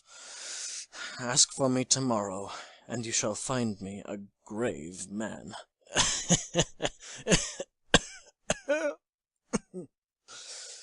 I am peppered, I warrant, for this world. A plague of both your houses. Zounds, a dog, a rat, a mouse, a cat to scratch a man to death. A braggart, a rogue, a villain, that fights by the book of arithmetic. Why the devil came you between us? I was hurt under your arm. I thought all for the best. Help me into some house, Benvolio, or I shall faint. A plague on both your houses! They have made worm's meat of me. I have it, and soundly too. Your houses! Exit Mercutio and Benvolio. This gentleman, the prince's near ally, my very friend, hath got his mortal hurt in my behalf, my reputation stained with Tybalt's slander. Tybalt, that an hour hath been my kinsman. Oh, sweet Juliet, thy beauty hath made me effeminate, and in my temper softened valor's steel. Re-enter Benvolio. O Romeo, Romeo, brave Mercutio's dead! That gallant spirit hath aspired the clouds, which too untimely here did scorn the earth. This day's black fate on more days doth depend. This but begins the woe others must end. Here comes the furious Tybalt back again. Alive in triumph, and Mercutio slain. Away to heaven respective lenity, and fire-eyed fury be my conduct now. Re-enter Tybalt. Now, Tybalt, take the villain back again that late thou gavest me. For Mercutio's soul is but a little way above our heads, staying for thine to keep him company. Either thou, or I, or both, must go with him. Thou, wretched boy, that didst consort him here, shalt with him hence. This shall determine that. They fight. Tybalt falls. Romeo, away, begone! The citizens are up, and Tybalt slain. Stand not amazed, the prince will doom thee death if thou art taken. Hence, begone, away! Oh, I am fortune's fool. Why dost thou stay? Exit Romeo. Enter citizens and company. Which way ran he that killed Mercutio? Tybalt, that murderer, which way ran he? There lies that Tybalt. Up, sir, go with me. I charge thee in the prince's name, obey. Enter Prince, attended, Montague, Capulet, their wives, and others. Where are the vile beginners of this fray? O noble prince, I can discover all the unlucky manage of this fatal brawl. There lies the man, slain by young Romeo, that slew thy kinsman, brave Mercutio. Tybalt, my cousin! O my brother's child! O prince! O husband! O the blood is spilled of my dear kinsman!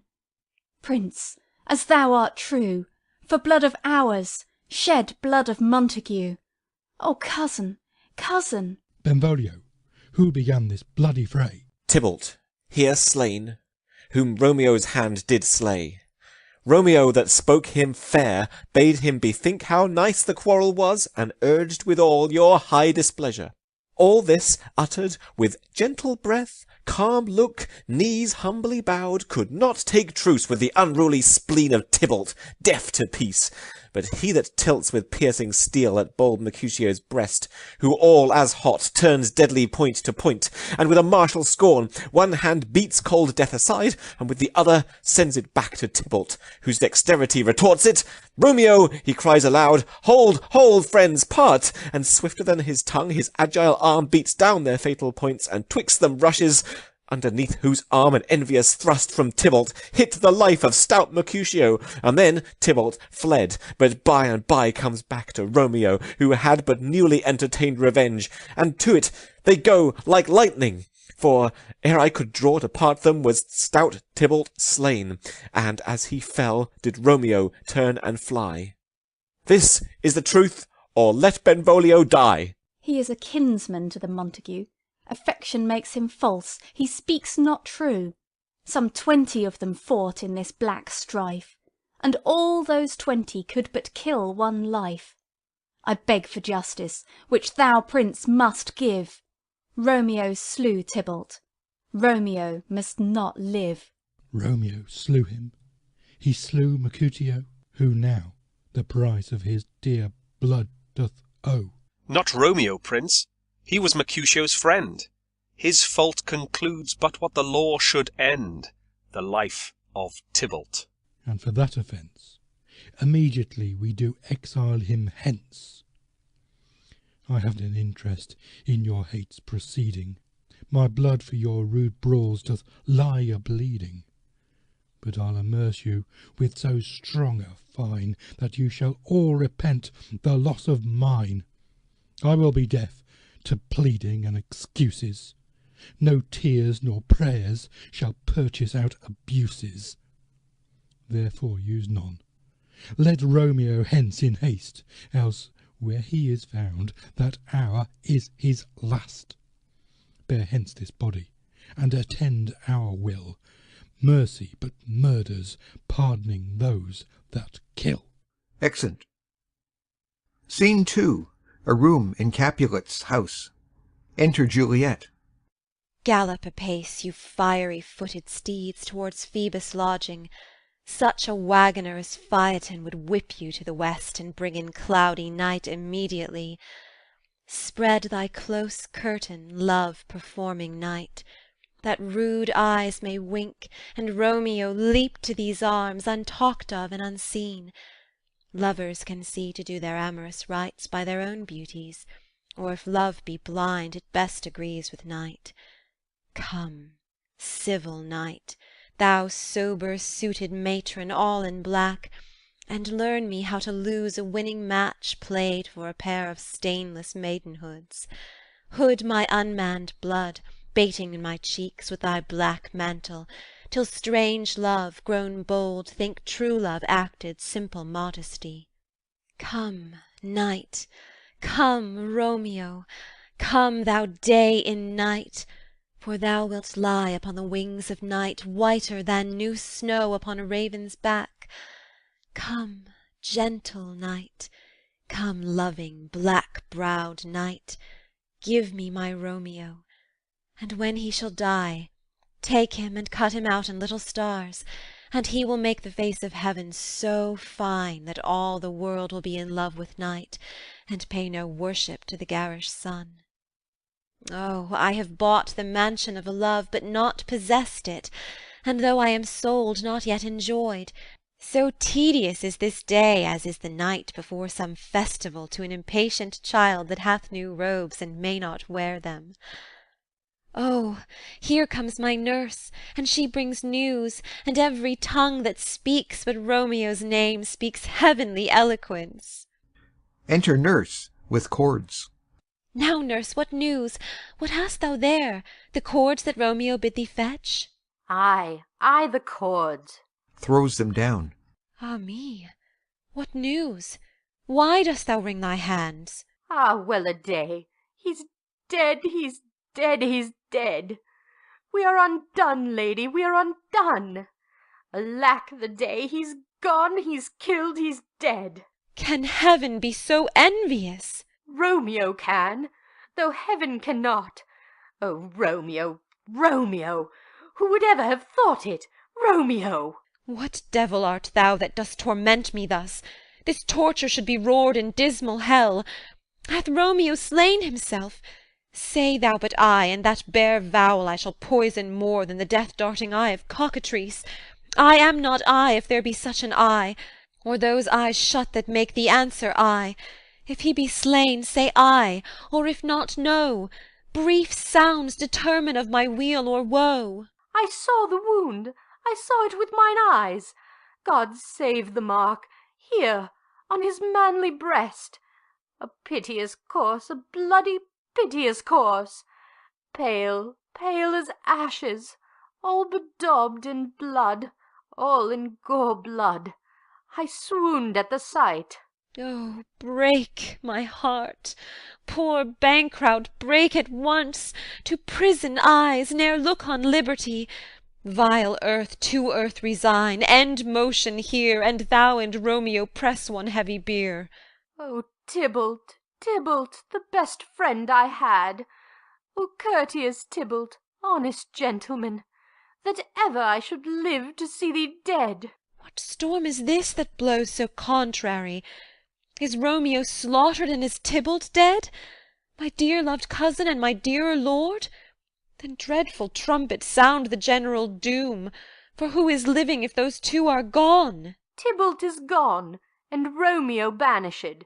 Romeo that killed him, he is banished. O God! Did Romeo's hand shed Tybalt's blood? It did, alas the day it did! O serpent heart hid with a flowering face! Did ever dragon keep so fair a cave? Beautiful tyrant, fiend angelical, dove-feathered raven, wolvish ravening lamb, despised substance of divinest show, just opposite to what thou justly seem'st, a damned saint and honourable villain.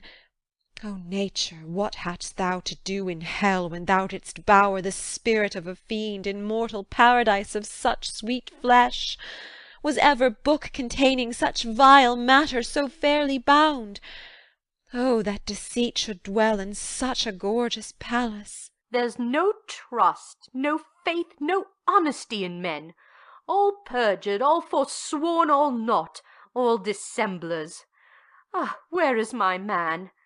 Give me some aqua vitae. These griefs, these woes, these sorrows make me old. Shame come to Romeo! Blistered be thy tongue for such a wish. He was not born to shame. Upon his brow shame is a shame to sit, for 'tis a throne where honour may be crowned, sole monarch of the universal earth.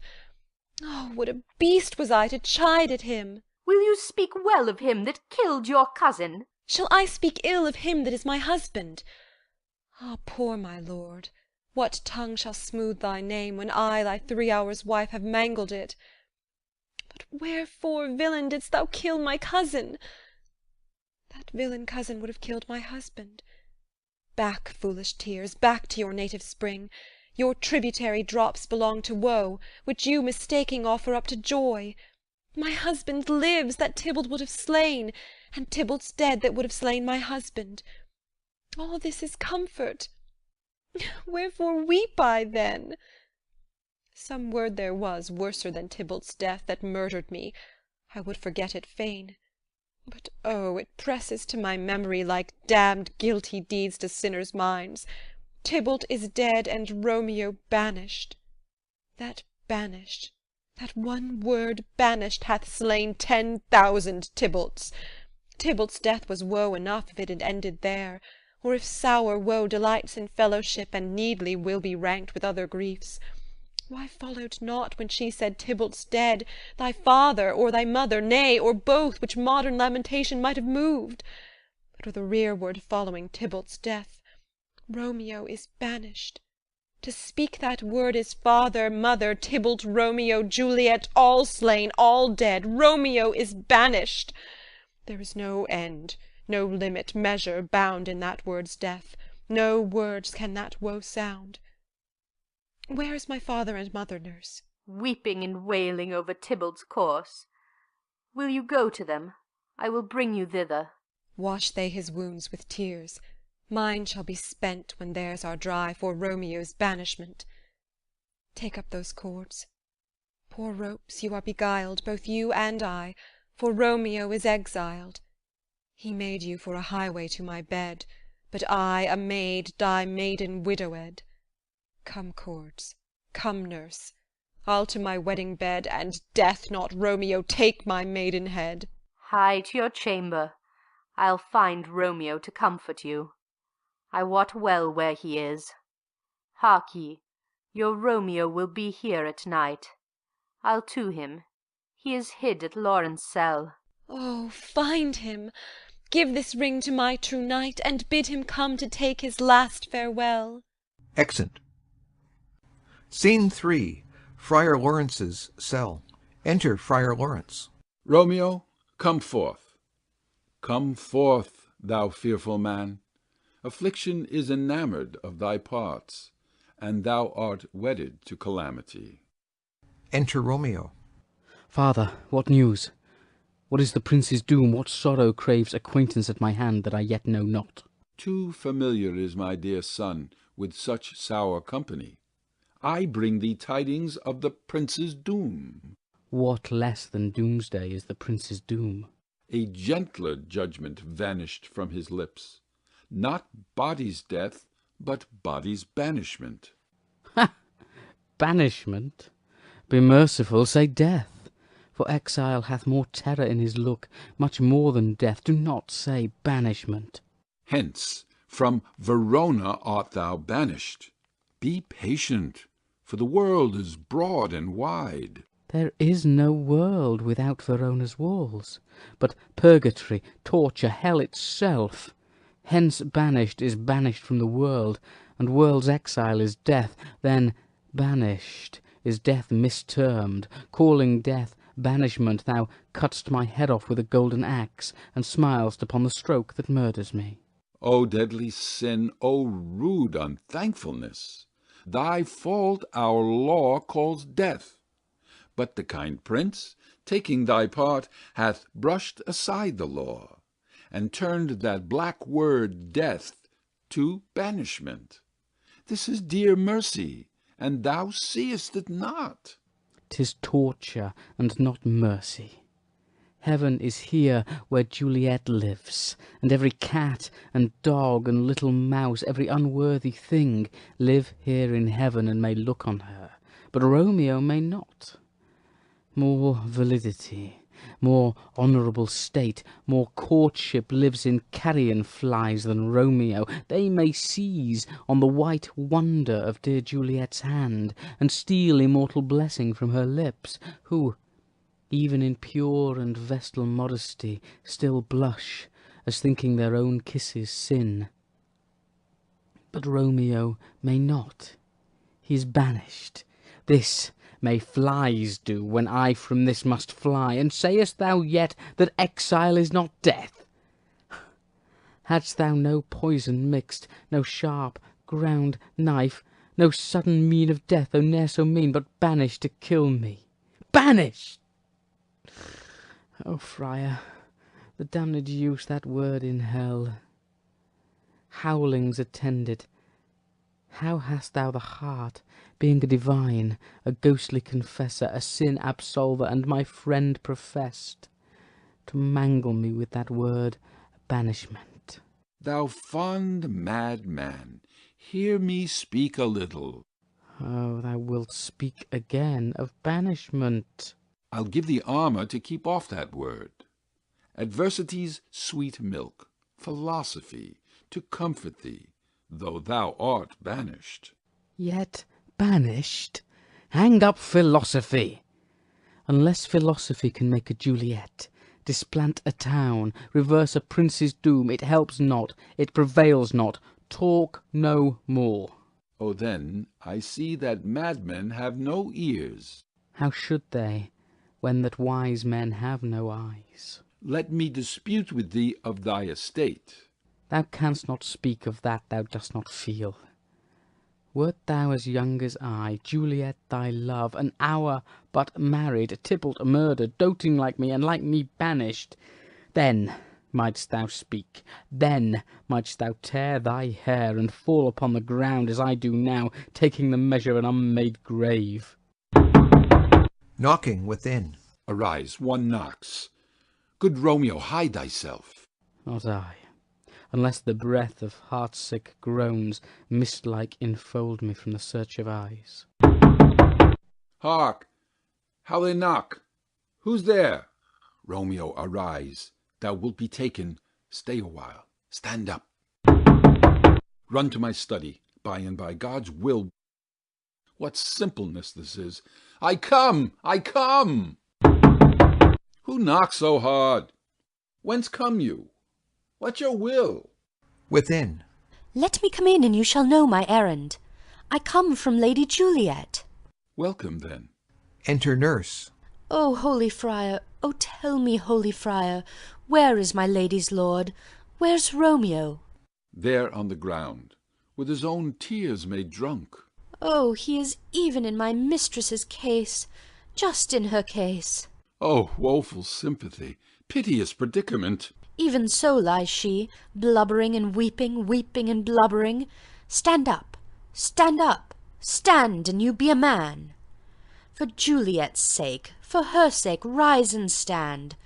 Why should you fall into so deep an O? Nurse. Ah, sir, well, death's the end of all. Spakest thou of Juliet? How is it with her? Does not she think me an old murderer, now I have stained the childhood of our joy with blood removed but little from her own? Where is she, and how doth she, and what says my concealed lady to our cancelled love? Oh, she says nothing, sir, but weeps and weeps, and now falls on her bed, and then starts up, and Tybalt calls, and then on Romeo cries, and then down falls again. As if that name, shot from the deadly level of a gun, did murder her, as that name's cursed hand murdered her kinsman. Oh, tell me, friar, tell me, in what vile part of this anatomy doth my name lodge? Tell me, that I may sack the hateful mansion. Drawing his sword. Hold thy desperate hand. Art thou a man? Thy form cries out thou art. Thy tears are womanish. Thy acts denote the unreasonable fury of a beast. Unseemingly woman in a seeming man, or ill-beseeming beast in seeming both. Thou hast amazed me. By my holy order, I thought thy disposition better tempered. Hast thou slain Tybalt? Wilt thou slay thyself, and slay thy lady too, that lives in thee, by doing damned hate upon thyself? Why railest thou on thy birth, the heaven, the earth?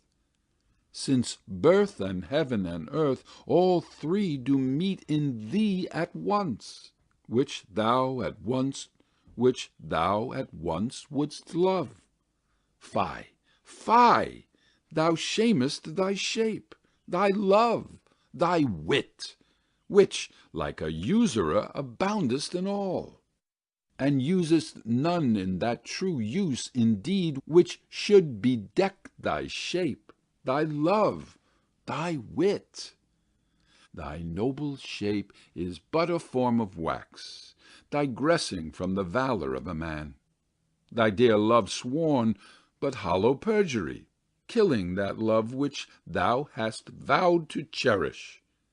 Thy wit, that ornament to shape and love, misshapen in the conduct of them both, like powder in a skilless soldier's flask, is set afire by thine own ignorance, and thou dismembered with thine own defence. What? Rouse thee, man. Thy Juliet is alive, for whose dear sake thou wast but lately dead. There art thou happy. Tybalt would kill thee, but thou slewest Tybalt. there art thou happy too. The law that threatened death becomes thy friend, and turns it to exile. There art thou happy. A pack of blessings lights upon thy back. Happiness courts thee in her best array. But, like a misbehaven and sullen wench, thou poutest upon the future and thy love. Take heed, for such die miserable. Go, get thee to thy love as was decreed. Ascend her chamber hence, and comfort her.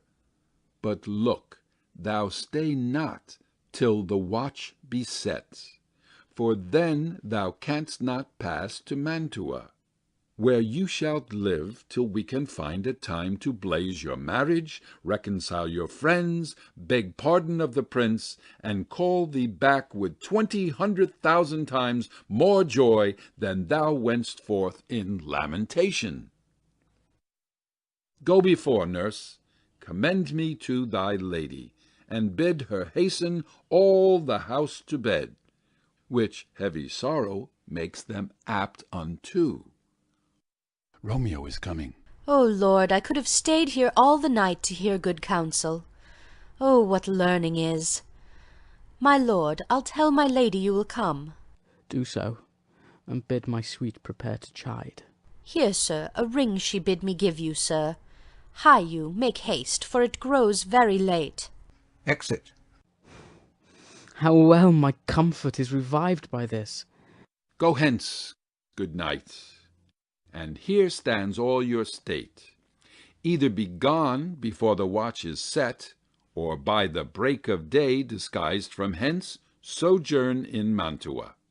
I'll find out your man, and he shall signify from time to time every good hap to you that chances here. Give me your hand. 'Tis late. Farewell. Good night. But that a joy past joy calls out on me, it were a grief so brief to part with thee. Farewell. Exit. Scene 4. A room in Capulet's house. Enter Capulet, Lady Capulet, and Paris. Things have fallen out, sir, so unluckily that we have had no time to move our daughter. Look you, she loved her kinsman Tybalt dearly, and so did I. Well, we were born to die. 'Tis very late. She'll not come down to-night. I promised you, but for your company, I would have been in bed an hour ago. These times of woe afford no tune to woo. Madam, good night. Commend me to your daughter. I will, and know her mind early tomorrow. Tonight she's mewed up to her heaviness. Sir Paris, I will make a desperate tender of my child's love. I think she will be ruled in all respects by me. Nay, more, I doubt it not. Wife, go you to her ere you go to bed. Acquaint her here of my son Paris's love, and bid her, mark you me, on Wednesday next. But soft, what day is this? Monday, my lord. Monday. Ah, well, Wednesday is too soon. Thursday let it be. A Thursday, tell her. She shall be married to this noble earl. Will you be ready? Do you like this haste? We'll keep no great ado, a friend or two. For hark you, Tybalt being slain so late, it may be thought we held him carelessly, being our kinsman, if we revel much. Therefore we'll have some 6 friends, and there an end. But what say you to Thursday? My lord, I would that Thursday were tomorrow. Well, get you gone. A Thursday be it then. Go you to Juliet ere you go to bed. Prepare her, wife, against this wedding day. Farewell, my lord. Light to my chamber, ho! Afore me, it is so very, very late that we may call it early by and by. Good night. Exit. Scene 5. An open gallery to Juliet's chamber, overlooking the garden. Enter Romeo and Juliet. Wilt thou be gone? It is not yet near day. It was the nightingale, and not the lark, that pierced the fearful hollow of thine ear. Nightly she sings on yond pomegranate tree. Believe me, love, it was the nightingale. It was the lark, the herald of the morn. No, Nightingale, look, love, what envious streaks do lace the severing clouds in yonder east. Night's candles are burnt out, and jocund day stands tiptoe on the misty mountain tops. I must be gone and live, or stay and die. Yond light is not daylight, I know it, I. It is some meteor that the sun exhales to be to thee this night a torch-bearer, and light thee on the way to Mantua. Therefore stay yet, thou needst not to be gone. Let me be ta'en, let me be put to death. I am content, so thou wilt have it so. I'll say yon grey is not the morning's eye, 'tis but the pale reflex of Cynthia's brow, nor that is not the lark whose notes do beat the vaulty heavens so high above our heads. I have more care to stay than will to go. Come, death, and welcome. Juliet wills it so. How is't, my soul? Let's talk. It is not day. It is, it is. Hie, hence, be gone, away! It is the lark that sings so out of tune, straining harsh discords and unpleasing sharps. Some say the lark makes sweet division. This doth not so, for she divideth us. Some say the lark and loathed toad change eyes. Oh, now I would they had changed voices too, since arm from arm that voice doth us affray, hunting thee hence with hunts up to the day. Oh, now be gone, more light and light it grows.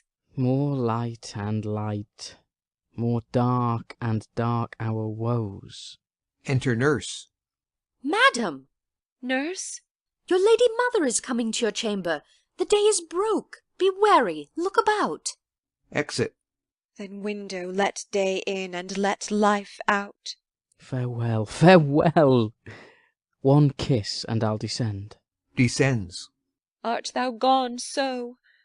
My lord, my love, my friend, I must hear from thee every day the hour, for in a minute there are many days.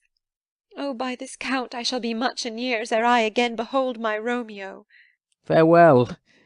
I will omit no opportunity that may convey my greetings, love, to thee. Oh, think'st thou we shall ever meet again? I doubt it not, and all these woes shall serve for sweet discourses in our time to come.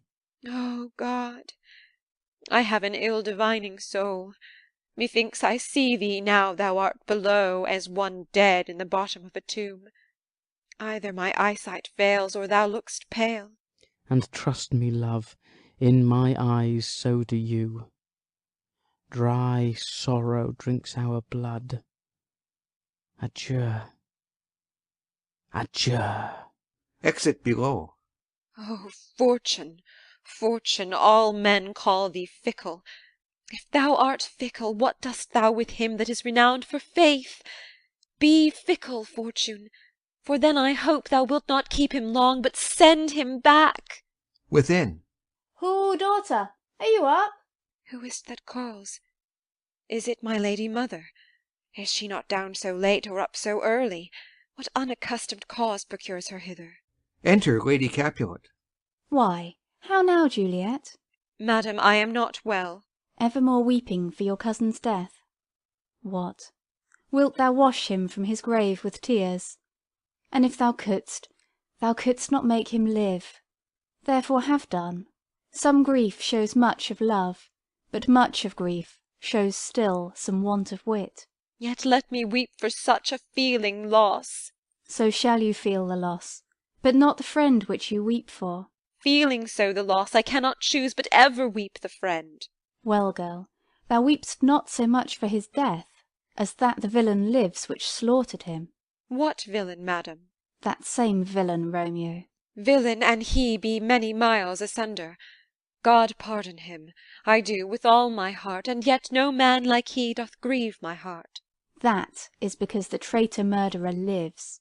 I, madam, from the reach of these my hands, would none but I might venge my cousin's death. We will have vengeance for it, fear thou not. Then weep no more. I'll send to one in Mantua, where that same banished runagate doth live, shall give him such an unaccustomed dram that he shall soon keep Tybalt company. and then, I hope, thou wilt be satisfied. Indeed, I never shall be satisfied with Romeo till I behold him dead. Is my poor heart so for a kinsman vexed? Madam, if you could find out but a man to bear a poison, I would temper it, that Romeo should, upon receipt thereof, soon sleep in quiet. Oh, how my heart abhors to hear him named, and cannot come to him, to wreak the love I bore my cousin Tybalt upon his body that hath slaughtered him. Find thou the means, and I'll find such a man. But now I'll tell thee joyful tidings, girl. And joy comes well in such a needy time.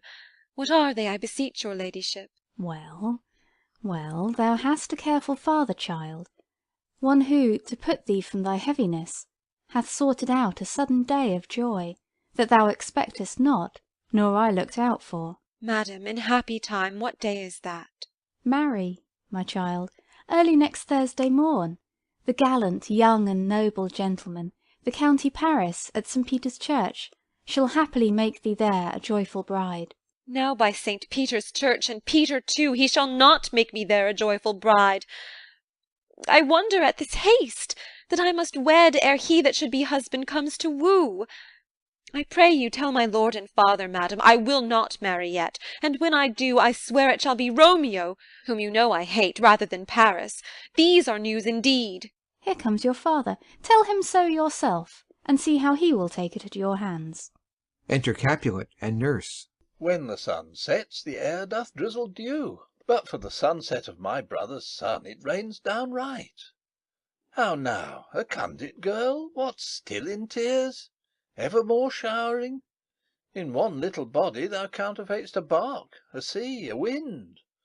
For still thy eyes, which I may call the sea, do ebb and flow with tears. The bark thy body is, sailing in this salt flood. The winds thy sighs, who, raging with thy tears, and they with them, without a sudden calm, will overset thy tempest-tossed body. How now, wife, have you delivered to her our decree? Ay, sir, but she will none, she gives you thanks. I would the fool were married to her grave. Soft, take me with you, wife. How? Will she none? Doth she not give us thanks? Is she not proud? Doth she not count her blessed, unworthy as she is, that we have wrought so worthy a gentleman to be her bridegroom? Not proud you have, but thankful that you have. Proud can I never be of what I hate, but thankful even for hate that is meant love. How now, chop logic? What is this? Proud, and I thank you not, and yet not proud? Mistress Minion, you thank me no thankings, nor proud me no prouds, but fettle your fine joints 'gainst Thursday next, to go with Paris to St. Peter's Church, or I will drag thee on a hurdle thither. Out, you green sickness carrion, out, you baggage, you tallow face. Fie, fie, what are you, mad? Good father, I beseech you on my knees, hear me with patience but to speak a word. Hang thee, young baggage, disobedient wretch! I tell thee what, get thee to church o' Thursday, or never after look me in the face. Speak not, reply not, do not answer me. My fingers itch. Wife, we scarce thought us blessed that God had lent us but this only child, but now I see this one is one too much, and that we have a curse in having her. Out on her, Hilding.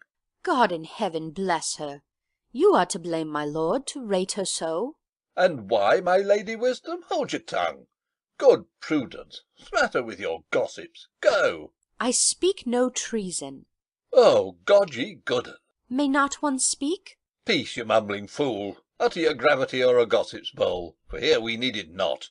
You are too hot. God's bread, it makes me mad. Day, night, hour, time, tide, work, play, alone, in company, still my care hath been to have her matched. And having now provided a gentleman of noble parentage, of fair demeans, youthful, and nobly trained, stuffed, as they say, with honourable parts, proportioned as one's heart would wish a man.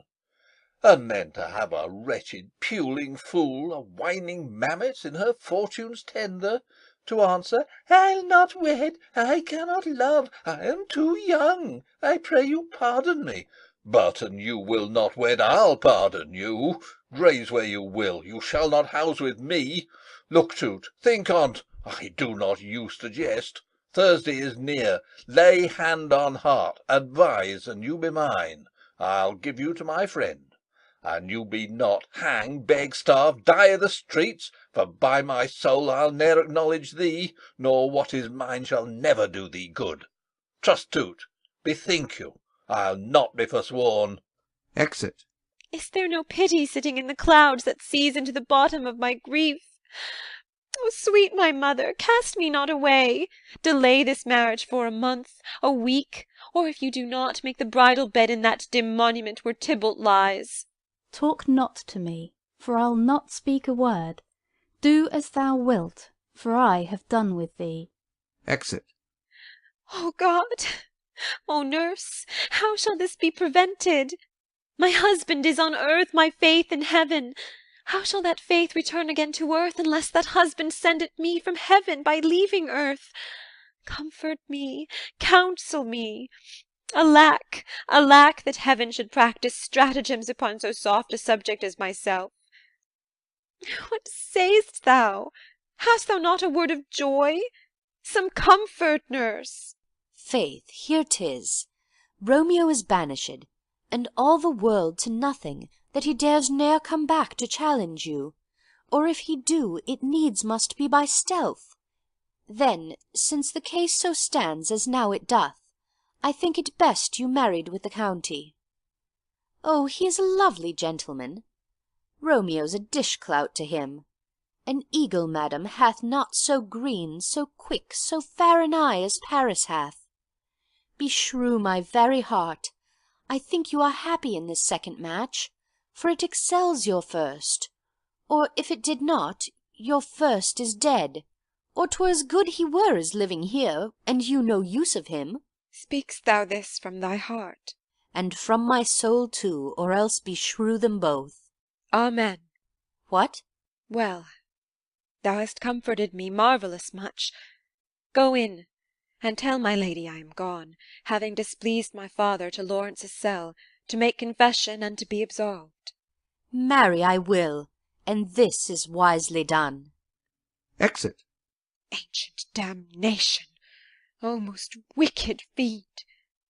Is it more sin to wish me thus forsworn, or to dispraise my lord with that same tongue which she hath praised him with above compare so many thousand times? Go, counsellor, thou and my bosom henceforth shall be twain. I'll to the friar to know his remedy. If all else fail, myself have power to die. Exit. End of Act 3.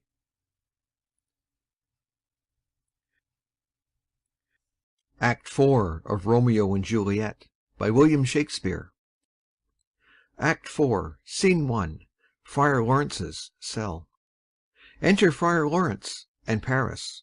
On Thursday, sir. The time is very short. My father Capulet will have it so, and I am nothing slow to slack his haste. You say you do not know the lady's mind? Uneven is the course. I like it not. Immoderately she weeps for Tybalt's death, and therefore have I little talked of love, for Venus smiles not in a house of tears. Now, sir, her father counts it dangerous that she do give her sorrow so much sway, and, in his wisdom, hastes our marriage to stop the inundation of her tears, which, too much minded by herself alone, may be put from her by society. Now do you know the reason of this haste? Aside. I would I knew not why it should be slowed. Look, sir, here comes the lady towards my cell. Enter Juliet. Happily met, my lady and my wife. That may be, sir, when I may be a wife. That may must be, love, on Thursday next. What must be shall be. That's a certain text. Come you to make a confession to this father? To answer that, I should confess to you. Do not deny to him that you love me. I will confess to you that I love him. So will ye, I am sure, that you love me. If I do so, it will be of more price being spoke behind your back than to your face. Poor soul, thy face is much abused with tears. The tears have got small victory by that, for it was bad enough before their spite. Thou wrong'st it more than tears with that report. That is no slander, sir, which is a truth, and what I spake it to my face. Thy face is mine, and thou hast slandered it. It may be so, for it is not mine own. Are you at leisure, holy father, now, or shall I come to you at evening mass? My leisure serves me, pensive daughter, now. My lord, we must entreat the time alone. God shield I should disturb devotion. Juliet, on Thursday early will I rouse you. Till then, adieu, and keep this holy kiss. Exit. Oh, shut the door, and when thou hast done so, come weep with me, past hope, past cure, past help. Ah, Juliet, I already know thy grief. It strains me past the compass of my wits. I hear thou must, and nothing may prorogue it. On Thursday next be married to this county. Tell me not, Fire, that thou hear'st of this, unless thou tell me how I may prevent it. If in thy wisdom thou canst give no help, do thou but call my resolution wise, and with this knife I'll help it presently. God joined my heart and Romeo's, thou our hands, and ere this hand by thee to Romeo's sealed shall be the label to another deed, or my true heart with treacherous revolt turn to another, this shall slay them both. Therefore, out of thy long experienced time, give me some present counsel, or behold, twixt my extremes and me this bloody knife shall play the empire, arbitrating that which the commission of thy years and art could to no issue of true honour bring. Be not so long to speak, I long to die, if what thou speak'st speak not of remedy. Hold, daughter, I do spy a kind of hope, which craves as desperate an execution as that is desperate which we would prevent. If, rather than to marry County Paris, thou hast the strength of will to slay thyself, then it is likely thou wilt undertake a thing like death, to chide away the shame, that copst with death himself to scrape from it.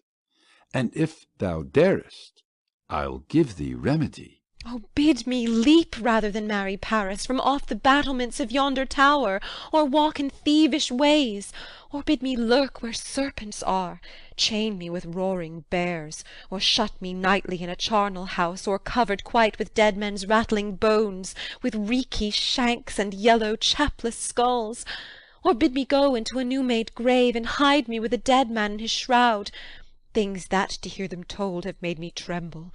And I will do it without fear or doubt, to live an unstained wife to my sweet love. Hold then. Go home, be merry, give consent to marry Paris. Wednesday is tomorrow. Tomorrow night look that thou lie alone. Let not thy nurse lie with thee in thy chamber. Take thou this vial. Be then in bed, and this distilled liquor drink thou off, when presently through all thy veins shall run a cold and drowsy humour, for no pulse shall keep his native progress, but surcease. No warmth, no breath shall testify thou livest. The roses in thy lips and cheeks shall fade to paly ashes. Thy eyes' windows fall like death when he shuts up the day of life. Each part, deprived of subtle government, shall, stiff and stark and cold, appear like death. And in this borrowed likeness of shrunk death thou shalt continue 42 hours, and then awake as from a pleasant sleep. Now, when the bridegroom in the morning comes to rise thee from thy bed, there art thou dead. Then, as the manner of our country is, in thy best robes, uncovered on the bier, thou shalt be borne to the same ancient vault where all the kindreds of the Capulets lie. In the meantime, against thou should awake, shall Romeo by my letters know our drift, and hither shall he come, and he and I will watch thy waking, and that very night shall Romeo bear thee hence to Mantua. And this shall free thee from this present shame, if no inconstant toy nor womanish fear abate thy valour in the acting it. Give me, oh, tell me not of fear. Hold, get you gone. Be strong and prosperous in this resolve. I'll send a friar with speed to Mantua, with my letters to thy lord. Love, give me strength, and strength shall help afford. Farewell, dear father. Exit. Scene 2. Hall in Capulet's house. Enter Capulet, Lady Capulet, nurse, and servants. So many guests invite as here are writ. Exit first servant. Sirrah, go hire me 20 cunning cooks. You shall have none ill, sir, for I'll try if they can lick their fingers. How canst thou try them so? Marry, sir, 'tis an ill cook that cannot lick his own fingers. Therefore he that cannot lick his fingers goes not with me. Go, begone. Exit second servant. We shall be much unfurnished for this time. What, is my daughter gone to Friar Lawrence? Ay, forsooth.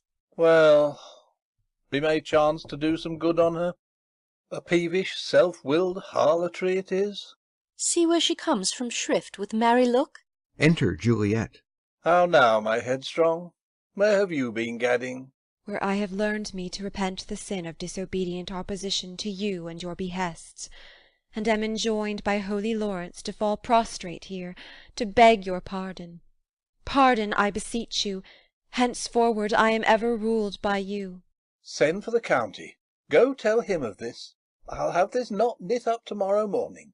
I met the youthful lord at Lawrence' cell, and gave him what becomed love I might, not stepping o'er the bounds of modesty. Why, I am glad on't. This is well. Stand up. This is as 't should be. Let me see the county. Ay, marry, go, I say, and fetch him hither. Now, fore God, this reverend holy friar, all our whole city is much bound to him. Nurse, will you go with me into my closet, to help me sort such needful ornaments as you think fit to furnish me to-morrow? No, not till Thursday. There is time enough. Go, nurse, go with her. We'll to church to-morrow. Exit Juliet and nurse. We shall be short in our provision. 'Tis now near night. Tush, I will stir about, and all things shall be well, I warrant thee, wife. Go thou to Juliet, help to deck up her. I'll not to bed to-night. Let me alone, I'll play the housewife for this once. What, ho, they are all forth. Well, I will walk myself to County Paris, to prepare him up. Against to-morrow my heart is wondrous light, since this same wayward girl is so reclaimed. Exit. Scene 3. Juliet's chamber. Enter Juliet and nurse. Ay, those attires are best. But, gentle nurse, I pray thee, leave me to myself to-night, for I have need of many orisons to move the heavens to smile upon my state, which well thou knowest is cross and full of sin. Enter Lady Capulet. What? Are you busy, ho? Need you my help? No, madam. We have called such necessaries as are behoveful for our state to-morrow. So please you, let me now be left alone, and let the nurse this night sit up with you, for I am sure you have your hands full all in this so sudden business. Good night. Get thee to bed and rest, for thou hast need. Exit Lady Capulet and nurse. Farewell. God knows when we shall meet again. I have a faint cold fear thrills through my veins that almost freezes up the heat of life. I'll call them back again to comfort me. Nurse! What should she do here? My dismal scene I needs must act alone. Come, vial. What if this mixture do not work at all? Shall I be married, then, to-morrow morning? No, no, this shall forbid it. Lie thou there.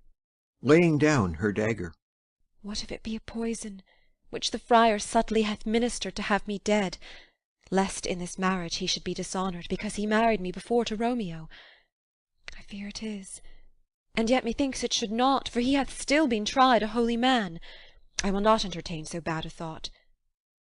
How if, when I am laid into the tomb, I wake before the time that Romeo come to redeem me? there's a fearful point. Shall I not then be stifled in the vault, to whose foul mouth no healthsome air breathes in, and there die strangled ere my Romeo comes? Or if I live, is it not very like the horrible conceit of death and night, together with the terror of the place, as in a vault, an ancient receptacle, where for this many 100 years the bones of all my buried ancestors are packed, where bloody Tybalt, yet but green in earth, lies festering in his shroud, where, as they say, at some hours in the night spirits resort? Alack, alack, is it not like that I, so early waking, what with loathsome smells and shrieks like mandrakes torn out of the earth, that living mortals hearing them run mad? Or if I wake, shall I not be distraught, environed with all these hideous fears, and madly play with my forefather's joints, and pluck the mangled Tybalt from his shroud, and in this rage with some great kinsman's bone, as with a club, dash out my desperate brains? Oh, look! Methinks I see my cousin's ghost seeking out Romeo, that did spit his body upon a rapier's point. Stay, Tybalt, stay! Romeo, I come. This do I drink to thee. Throws herself on the bed. Scene 4. Hall in Capulet's house.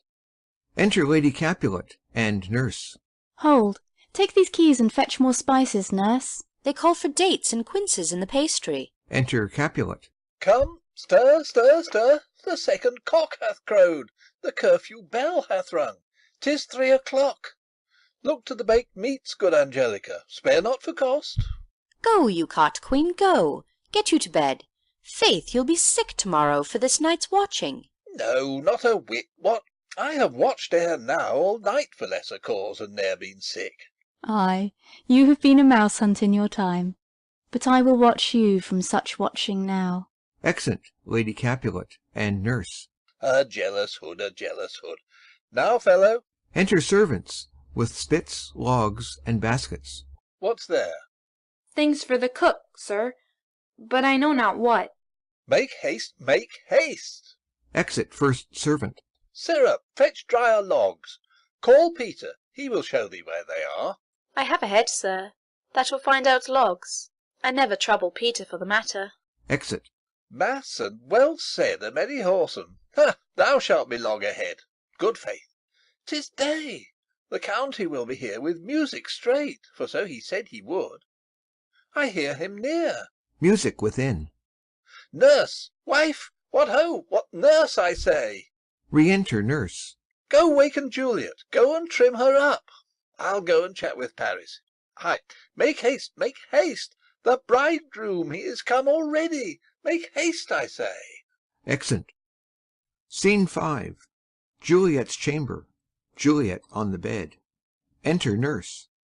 Mistress? What, mistress? Juliet?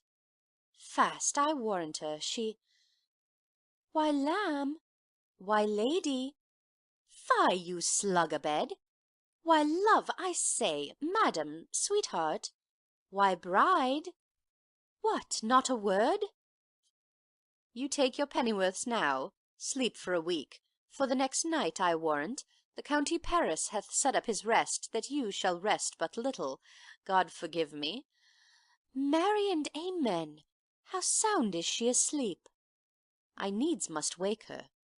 Madam, madam, madam! Ay, let the county take you in your bed. He'll fright you up, i'faith, will it not be? What, dressed? And in your clothes? And down again? I must needs wake you. Lady, lady, lady! Alas! Alas! Help! Help! My lady's dead! Oh, well a day that ever I was born! Some aqua vitae! Ho, my lord, my lady! Enter Lady Capulet. What noise is here? Oh, lamentable day! What is the matter? Look! Look! Oh, heavy day! Oh me! Oh me, my child, my only life! Revive! Look up, or I will die with thee! Help! Help! Call help! Enter Capulet. For shame! Bring Juliet forth. Her lord is come. She's dead, deceased. She's dead, alack the day! Alack the day! She's dead! She's dead! She's dead! Ha! Let me see her. Out, alas! She's cold. Her blood is settled, and her joints are stiff. Life and these lips have long been separated. Death lies on her like an untimely frost upon the sweetest flower of all the field. Accursed time! Unfortunate old man! O lamentable day! Oh, woeful time! Death, that hath ta'en her hence to make me wail, ties up my tongue, and will not let me speak. Enter Friar Lawrence and Paris, with musicians. Come, is the bride ready to go to church? Ready to go, but never to return. O son, the night before thy wedding day hath death lain with thy bride. There she lies, flower as she was, deflowered by him. Death is my son-in-law, death is my heir, my daughter he hath wedded. I will die and leave him all. Life, living, all is death's. Have I thought long to see this morning's face? And doth it give me such a sight as this? Accursed, unhappy, wretched, hateful day! Most miserable hour that e'er time saw in lasting labour of his pilgrimage! But one poor and loving child, but one thing to rejoice and solace in, and cruel death hath catched it from my sight. O woe! O woeful, woeful, woeful day! Most lamentable day, most woeful day that ever I did yet behold! O day, O day, O day, O hateful day! Never was seen so black a day as this. O woeful day, O woeful day! Beguiled, divorced, wronged, spited, slain! Most detestable death, by thee beguiled, by cruel, cruel thee quite overthrown! O love! O life! Not life, but love in death! Despised, distressed, hated, martyred, killed. Uncomfortable time, why com'st thou now to murder our solemnity? O child, my soul and not my child, dead art thou, dead. Alack, my child is dead, and with my child my joys are buried. Peace, ho, for shame! Confusion's cure lives not in these confusions. Heaven and yourself had part in this fair maid. Now heaven hath all, and all the better it is for the maid. Your part in her you could not keep from death, but heaven keeps his part in eternal life. And most you sought was her promotion, for 'twas your heaven she should be advanced. And weep ye now, seeing she is advanced above the clouds, as high as heaven itself? Oh, in this love you love your child so ill that you run mad, seeing that she is well. She's not well married that lives married long, but she's best married that dies married young. Dry up your tears, and stick your rosemary on this fair corse, and, as the custom is, in all her best array, bear her to church. For though fond nature bids us all lament, yet nature's tears are reason's merriment. All things that we ordained festival turn from their office to black funeral. Our instruments to melancholy bells, our wedding cheer to a sad burial feast, our solemn hymns to sullen dirges change, our bridal flowers serve for a buried corse, and all things change them to the contrary.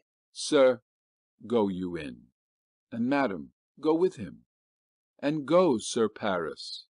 Every one prepare to follow his fair corse into her grave. the heavens do lower upon you for some ill. Move them no more by crossing their high will. Exeunt Capulet, Lady Capulet, Paris, and Friar. Faith, we may put up our pipes and be gone. Honest good fellows, put up, for well you know this is a pitiful case. Exit. Ay, by my troth, the case may be amended. Enter Peter. Musicians, O musicians! Heart's ease, heart's ease! Oh, and you will have me live, play heart's ease. Why heart's ease? O musicians, because my heart itself plays, my heart is full of woe. Oh, play me some merry dump to comfort me. Not a dump, 'tis no time to play now. You will not, then? No. I will then give it you soundly. What will you give us? No money on my face, but the gleek. I will give you the minstrel. Then will I give you the serving creature. Then will I lay the serving creature's dagger on your pate. I will carry no crotches. I'll ray you, I'll far you. Do you note me? And you ray us and fa us, you note us. Pray you, put up your dagger, and put out your reed. Then have at you with my wit. I will dry beat you with an iron wit, and put up my iron dagger. Answer me like men. When griping grief the heart doth wound, and doleful dumps the mind oppress, then music with her silver sound. Why silver sound?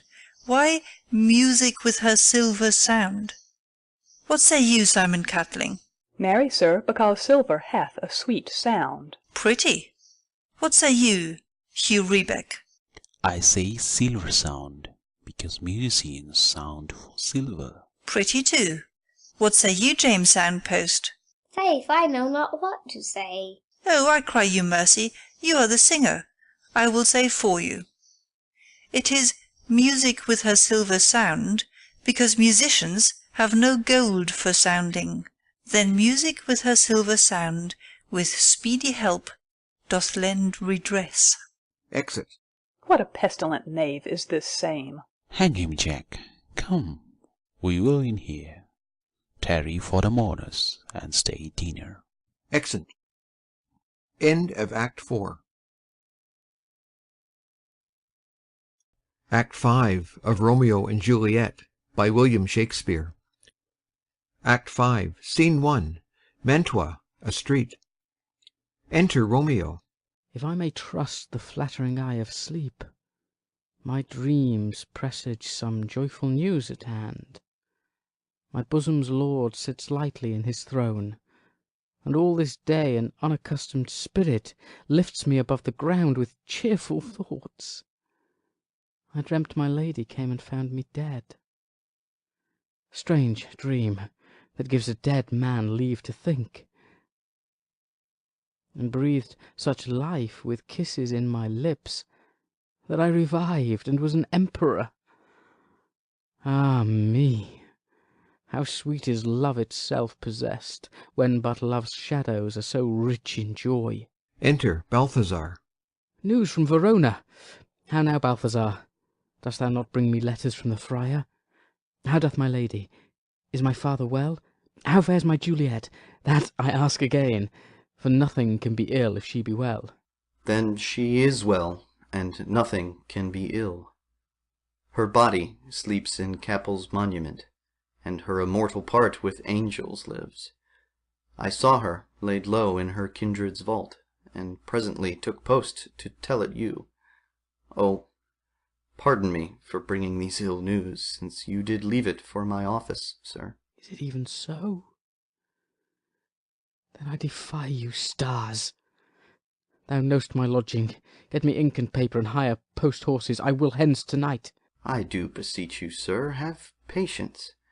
Your looks are pale and wild, and do import some misadventure. Tush, thou art deceived. Leave me, and do the thing I bid thee do. Hast thou no letters to me from the friar? No, my good lord. No matter. Get thee gone, and hire those horses. I'll be with thee straight. Exit Balthazar. Well, Juliet, I will lie with thee to-night. Let's see for means. O mischief, thou art swift to enter in the thoughts of desperate men. I do remember an apothecary, and hereabouts he dwells, which late I noted in tattered weeds, with overwhelming brows, culling of simples, meagre were his looks.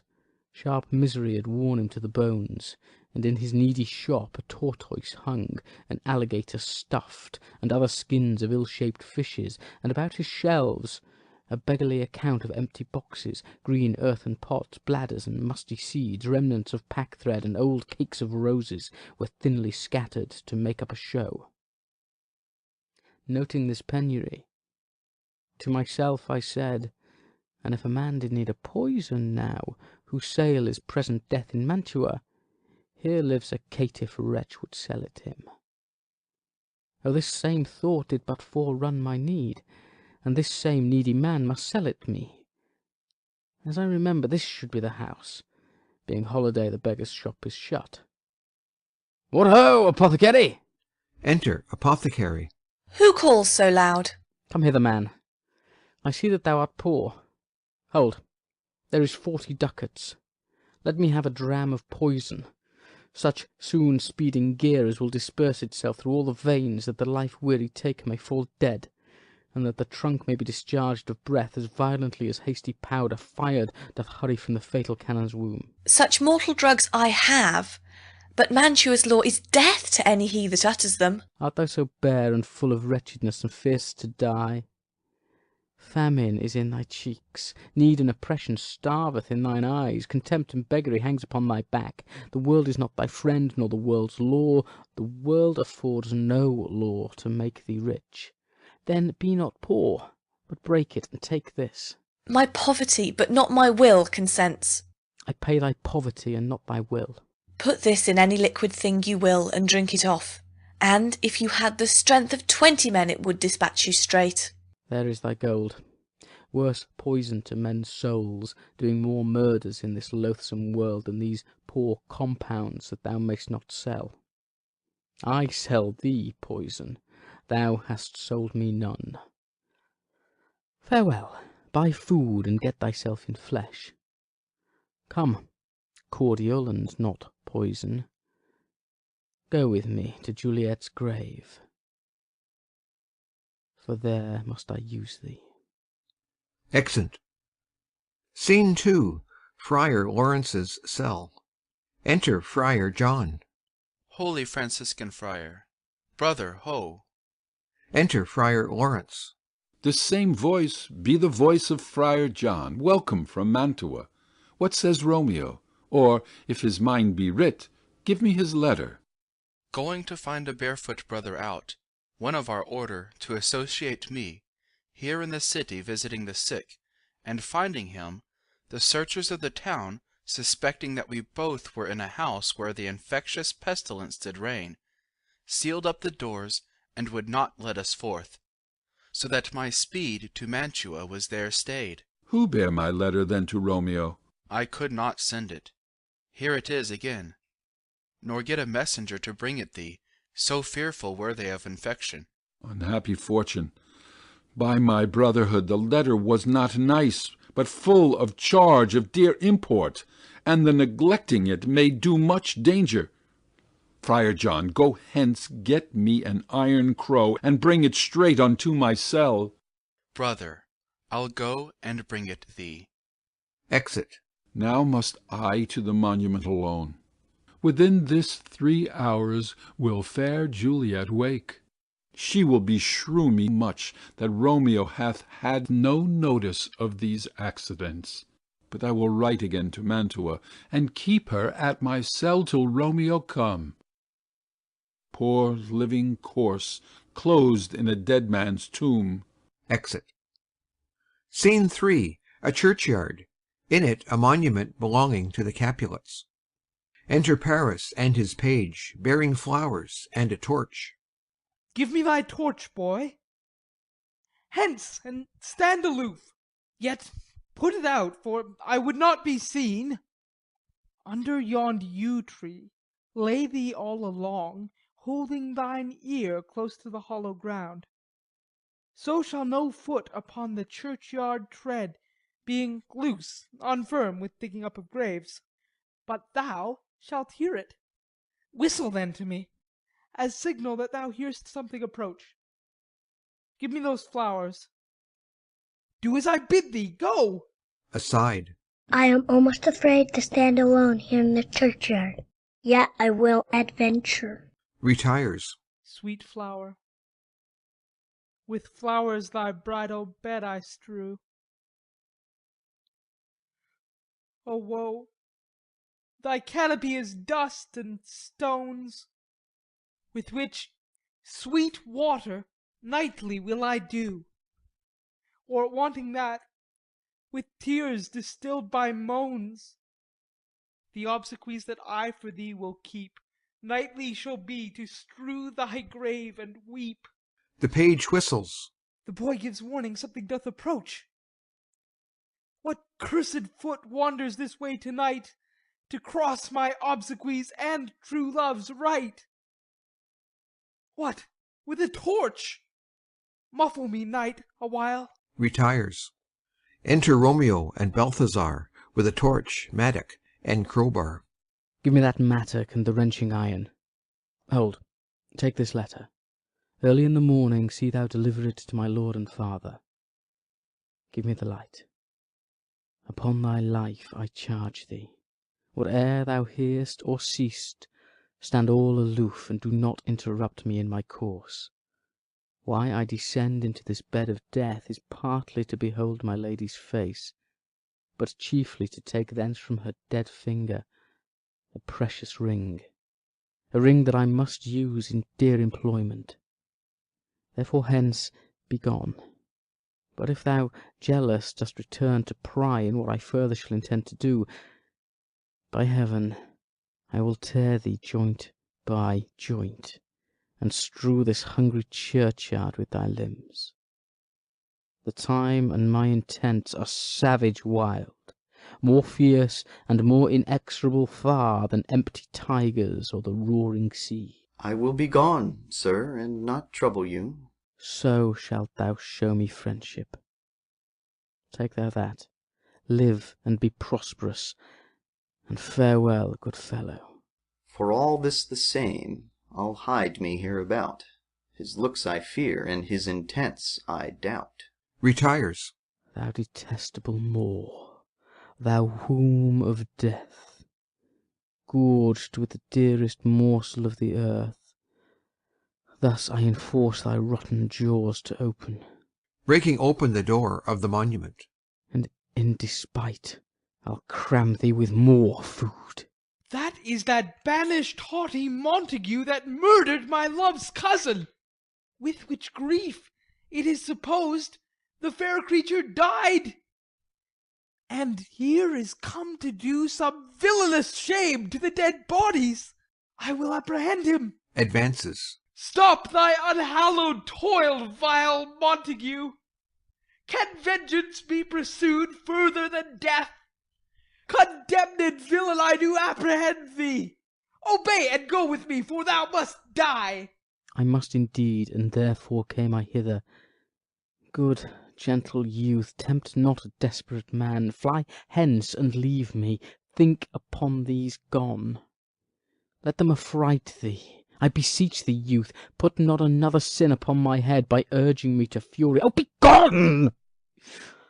By heaven, I love thee better than myself, for I come hither armed against myself. Stay not, be gone, live, and hereafter say, a madman's mercy bid thee run away. I do defy thy conjurations, and apprehend thee for a felon here.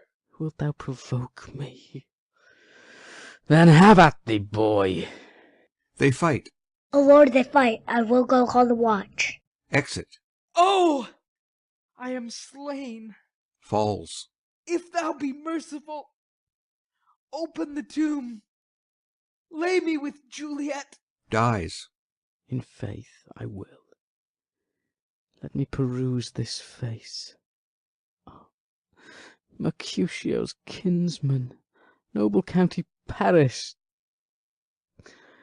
What said my man when my betossed soul did not attend him as we rode? I think he told me Paris should have married Juliet. Said he not so? Or did I dream it so?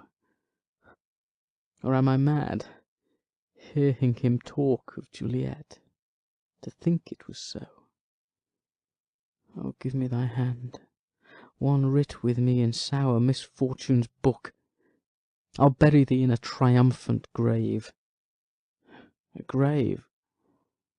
Oh no, a lanthorn slaughtered youth.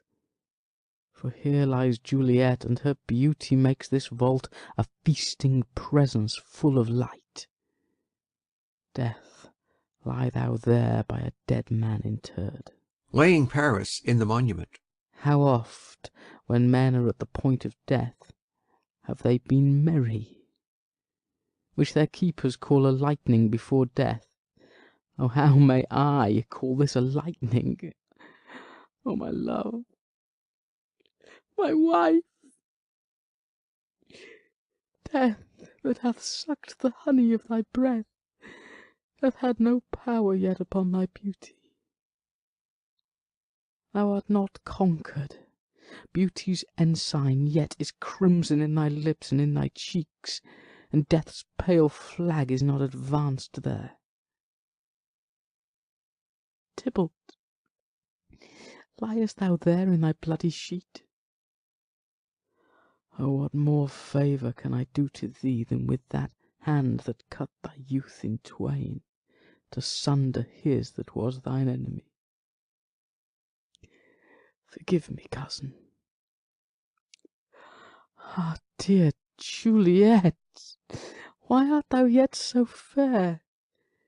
Shall I believe that unsubstantial death is amorous, and that the lean abhorred monster keeps thee here in dark to be his paramour? For fear of that, I still will stay with thee, and never from this palace of dim night depart again. Here will I remain with worms that are thy chambermaids. Oh, here will I set up my everlasting rest, and shake the yoke of inauspicious stars from this world-wearied flesh. Eyes, look your last. Arms, take your last embrace, and lips, O you the doors of breath, seal with a righteous kiss a dateless bargain to engrossing death. Come, bitter conduct, come, unsavoury guide, thou desperate pilot, now at once run on the dashing rocks thy sea-sick weary bark. Here's to my love. Drinks. Oh, true apothecary, thy drugs are quick. Thus, with a kiss, I die. Dies.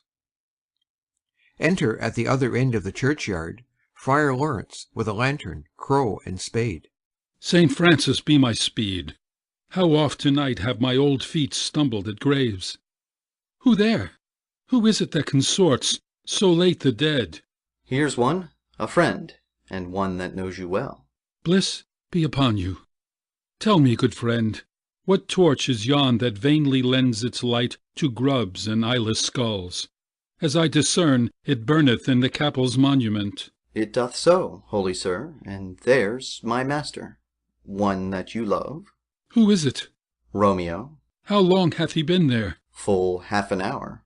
Go with me to the vault. I dare not, sir. My master knows not but I am gone hence, and fearfully did menace me with death if I did stay to look on his intents. Stay then. I'll go alone. Fear comes upon me. Oh, much I fear some ill unlucky thing. As I did sleep under this yew tree here, I dreamt my master and another fought, and that my master slew him. Romeo! Advances. Alack, alack! What blood is this which stains the stony entrance of this sepulchre? What mean these masterless and gory swords to lie discoloured by this palace of peace? Enters the monument. Romeo, oh pale! Who else? What? Paris too? and steeped in blood. Ah, what an unkind hour is guilty of this lamentable chance! The lady stirs. Juliet wakes and stirs. O comfortable friar, where is my lord? I do remember well where I should be, and there I am. Where is my Romeo? Noise within. I hear some noise. Lady, come from that nest of death, contagion, and unnatural sleep. A greater power than we can contradict hath thwarted our intents. Come, come away. Thy husband in thy bosom there lies dead, and Paris too. Come, I'll dispose of thee among a sisterhood of holy nuns. Stay not to question, for the watch is coming. Come, go, good Juliet. Noise within. I dare no longer stay. Go, get thee hence, for I will not away. Exit Friar Lawrence. What's here? A cup closed in my true love's hand. Poison, I see, hath been his timeless end. O churl, drunk all, and left no friendly drop to help me after. I will kiss thy lips. Haply some poison yet doth hang on them to make me die with a restorative. Kisses him. Thy lips are warm. Within. Lead, boy. Which way? Yea, noise. Then I'll be brief. O happy dagger! Snatching Romeo's dagger. This is thy sheath. Stabs herself. There rest, and let me die. Falls on Romeo's body and dies. Enter Watch with the page of Paris. This is the place, there where the torch doth burn. The ground is bloody. Search about the churchyard. Go, some of you, where you find attach. Exit some of the watch. Oh, pitiful sight! Here lies the county slain, and Juliet bleeding, warm and newly dead, who here hath lain these 2 days buried. Go, tell the prince, run to the Capulets, raise up the Montagues, some others search. Exit others of the watch. We see the ground whereon these woes do lie, but the true ground of all these piteous woes we cannot without circumstance decry. Re-enter some of the watch with Balthazar. Here's Romeo's man. We found him in the churchyard. Hold him in safety till the prince come hither. Re-enter others of the watch with Friar Lawrence. Here is a friar that trembles, sighs, and weeps. We took this mattock and this spade from him, as he was coming from this churchyard side. A great suspicion. Stay the friar too. Enter Prince and attendants. What misadventure is so early up, that calls our person from our morning's rest? Enter Capulet, Lady Capulet, and others. What should it be that they so shriek abroad? The people in the street cry Romeo, some Juliet, and some Paris, and all run, with open outcry, toward our monument. What fear is this which startles in our ears? Sovereign, here lies the county Paris slain, and Romeo dead, and Juliet dead before, warm and new killed. Search, seek, and know how this foul murder comes. Here is a friar, and slaughtered Romeo's man, with instruments upon them fit to open these dead men's tombs. Oh, heaven! Oh, wife! Look how our daughter bleeds. This dagger hath misstained, for lo, his house is empty on the back of Montague, and it missheathed in my daughter's bosom. Oh me, this sight of death is as a bell that warns my old age to a sepulchre. Enter Montague and others. Come, Montague, for thou art early up, to see thy son and heir more early down. Alas, my liege, my wife is dead to-night. Grief of my son's exile hath stopped her breath. What further woe conspires against mine age? Look, and thou shalt see. O thou untaught!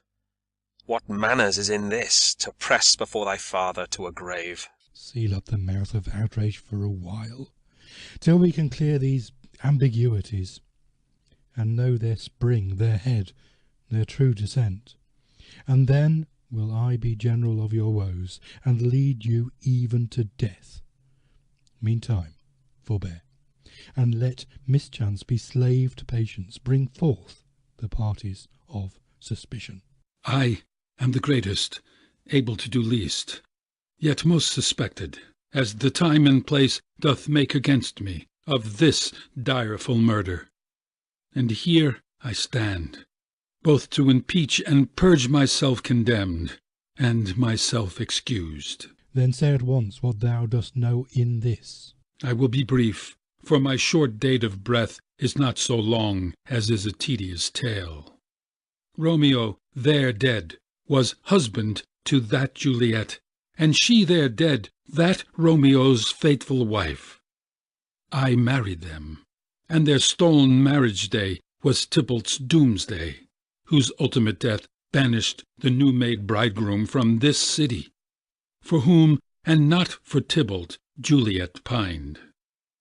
You, to remove that siege of grief from her, betrothed, and would have married her perforce to County Paris.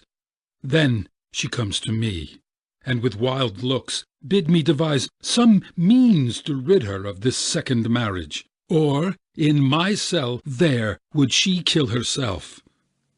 Then gave her I, so tutored by my art, a sleeping potion, which so took effect as I intended, for it wrought on her the form of death.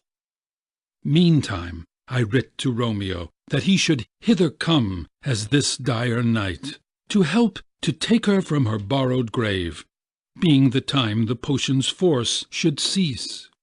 But he who bore my letter, Friar John, was stayed by accident, and yesternight returned my letter back.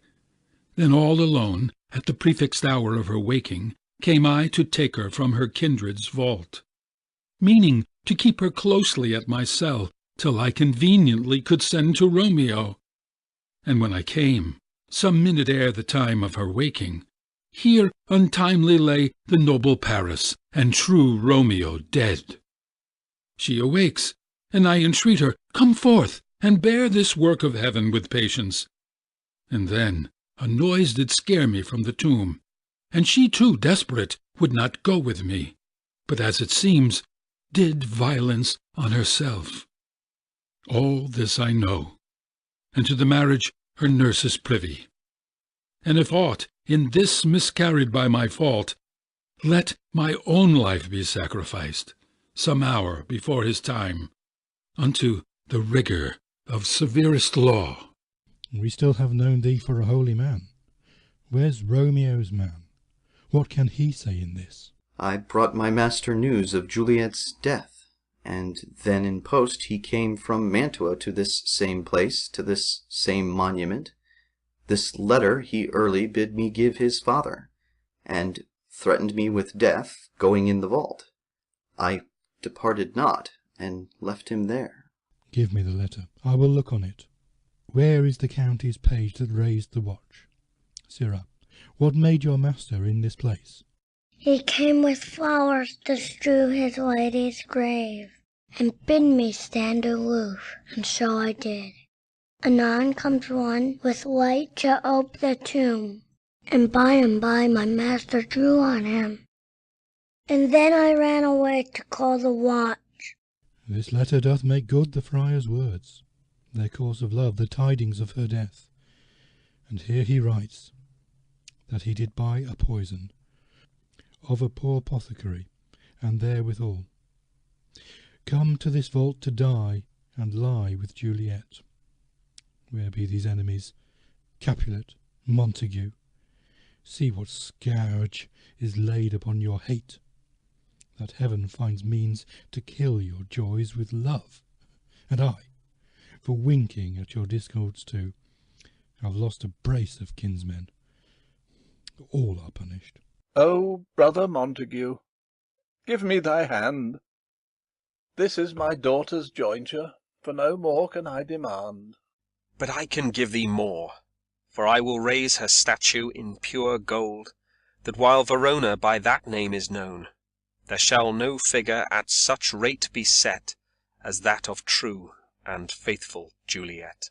As rich shall Romeo's by his ladies lie, poor sacrifices of our enmity. A glooming peace this morning with it brings. The sun for sorrow will not show its head. Go hence, to have more talk of these sad things. Some shall be pardoned and some punished, for never was a story of more woe than this of Juliet and her Romeo. Exit. End of Act 5. End of Romeo and Juliet by William Shakespeare. Persons represented: Escalus, Prince of Verona, read by David Muncaster. Paris, a young nobleman, kinsman to the prince, read by M.B.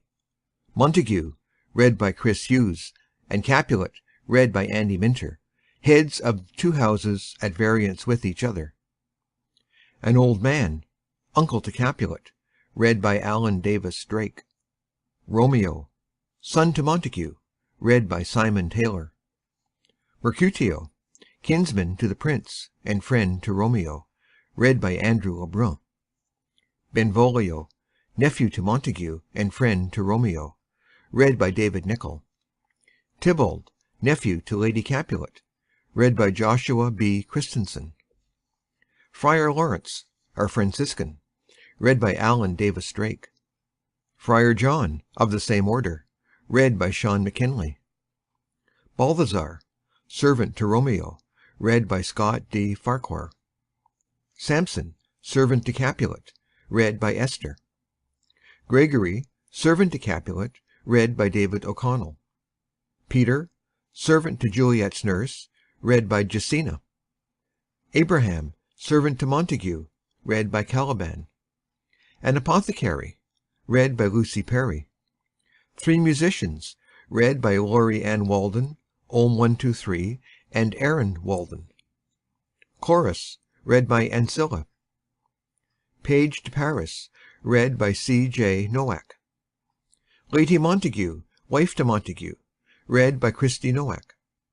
Lady Capulet, wife to Capulet, read by Corey Samuel. Juliet, daughter to Capulet, read by Elizabeth Klett. Nurse to Juliet, read by Kristen Hughes. Servants to Capulet, read by Abigail Bartels and Lizzie Driver. Three Watchmen, read by Caliban, Jacina, and Bravery. Citizens, read by Rice Lawson and Laurie Ann Walden. Stage directions, read by David Lawrence.